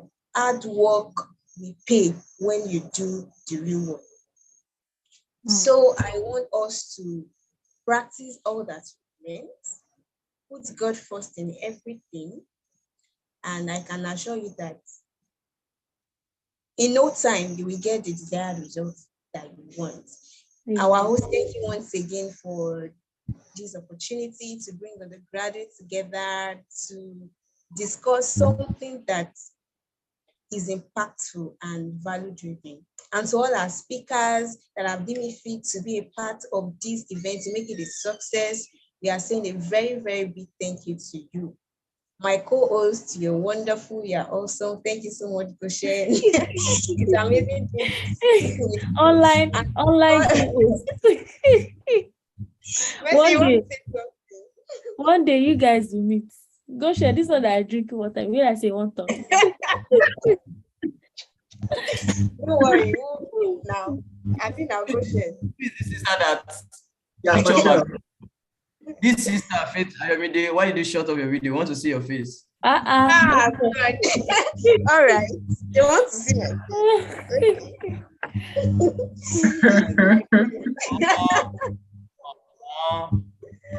Yeah, this is my face. Who is Goshen, that you person want, watching my face? I'll see your Goshen, you face. want to say something? Okay, this is my I real mean, like, I'm just like, I'm super happy, because like myself, I really learned a lot. The event was tailored towards undergrad and prospective undergrad students, but like I really learned a lot myself. Even as the co-host, like I was able to, tap into like what like different speakers have said, and I'm like motivated to even do more. I'm like there's never like an end to like what you can do or what you can achieve. Seeing young people do like excellently great at a very young age, I'm like, yeah, you can do it. You can also dream big and keep working like towards achieving whatever you dream or whatever you want to do in like the rest future. So like it's been a great learning curve for me as well as even I'm the host co-host rather. So it's not as if like I've just been sitting like I've been sitting listening to speakers, tapping from their experiences and picking of things I want to do myself. Because obviously I want to be a good person too. Like the speaker. So like it's been amazing, right? It's been super amazing. So I want to thank everybody. I want to thank you for the opportunity. And I hope that we can also replicate this someday on a larger scale. I know the time is not enough for like to discuss like in-house like whatever we want to talk about, like the questions aspect and all. I still have some other questions I'm not able to cover, but I feel like the experiences that has been shared by the speakers has really touched, majority of the aspects for the questions in the sheet. And I know that people that will watch after on the YouTube channel would it's definitely going to be a blessing for them. Yeah, definitely. Yeah. Thank you so much. Thank you, Dotsu. Thank you for that design. That was, great. And yeah, you really did so well. Too Yeah, much, thank you. too much oil on your head. Well done. Yeah, more of God's, All of you inspiration. that all of you that are in diaspora, bring connect, dollar, euro. Goshen, are you hearing? Yeah. Sure. Yes. Everywhere. So One of my more. students designed all the awards. Can you see that it stands out from Yes, everything that so Dotsu also he was the one that designed that award, the awards you guys have been given, Dotsu also did that. So he has been an amazing designer, helping me and all that. So I'm so grateful, Dotsu, you have done so well. And I pray that God will continue to enlarge your posts and give you more inspiration, to do better in that which He has put in your hands. So don't worry, you will go places. Your work will go viral. You guys should post your work on LinkedIn. Tag us. Tag Dotman Designs. Tag me. Yes, I designed it. I am on LinkedIn. Tag me. Credit it. Exactly. Post what you've learned, tag the speakers, tag Mercy, Yeah. tag Faith, Yes, tag Goshen, tag flex everybody. your award, though, please. Yeah, I have flexed mine already. Yeah. Okay, somebody is telling Dotman to drop his link. So you can also drop your. All right. I will drop my link soon, please. Are you all on our WhatsApp group? Yes. You can also drop your link on the WhatsApp group. All right, I will drop The it. two groups. If you're not on the second one, I can share it to the other group. All right. Yeah. So for the first event, we have 88 people who have viewed that already. And I'm sure that they will be blessed by that. So we hope to have more viewers. And yes, for this other event, we have more viewers. I'll share the link on LinkedIn, for those that missed the event so that they can watch on YouTube. So I'll do that on LinkedIn. And yeah. I wish you guys the very best. Some persons are saying that they are not on the WhatsApp group. On the WhatsApp group. Okay, somebody can share the link with them. Faith, do you want to do that?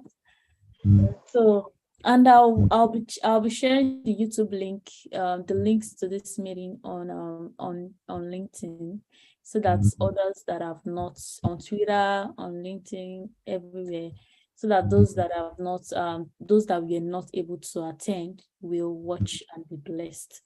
Yes, so that's the goal, anyways. So, and I want to say thank you to all the audience who have attended. Without you guys, we wouldn't be having this meeting. We won't have this meeting. So, thank you so much. I understand the Nigeria factor, the network, insufficient data, and all that. So, but I know the YouTube is somewhere everyone can always go back to watch and all that. So, maybe with less data, anyways. So that is understandable. And undergraduate folks, prospective undergraduate folks, some of them don't have the resources, to get data, to be on the Zoom for so long. It's understandable. So, but then YouTube is available. Thank God, for YouTube. Yeah. So we can always watch it. Thank you so much. I want to say bye to everyone. Thank you for your time. Thank you, Faith. Thank you, Goshen. Faith, I sent your award to the email, so you can. I don't know if you've seen it. I sent it yesterday. Thank you. Bye, everyone.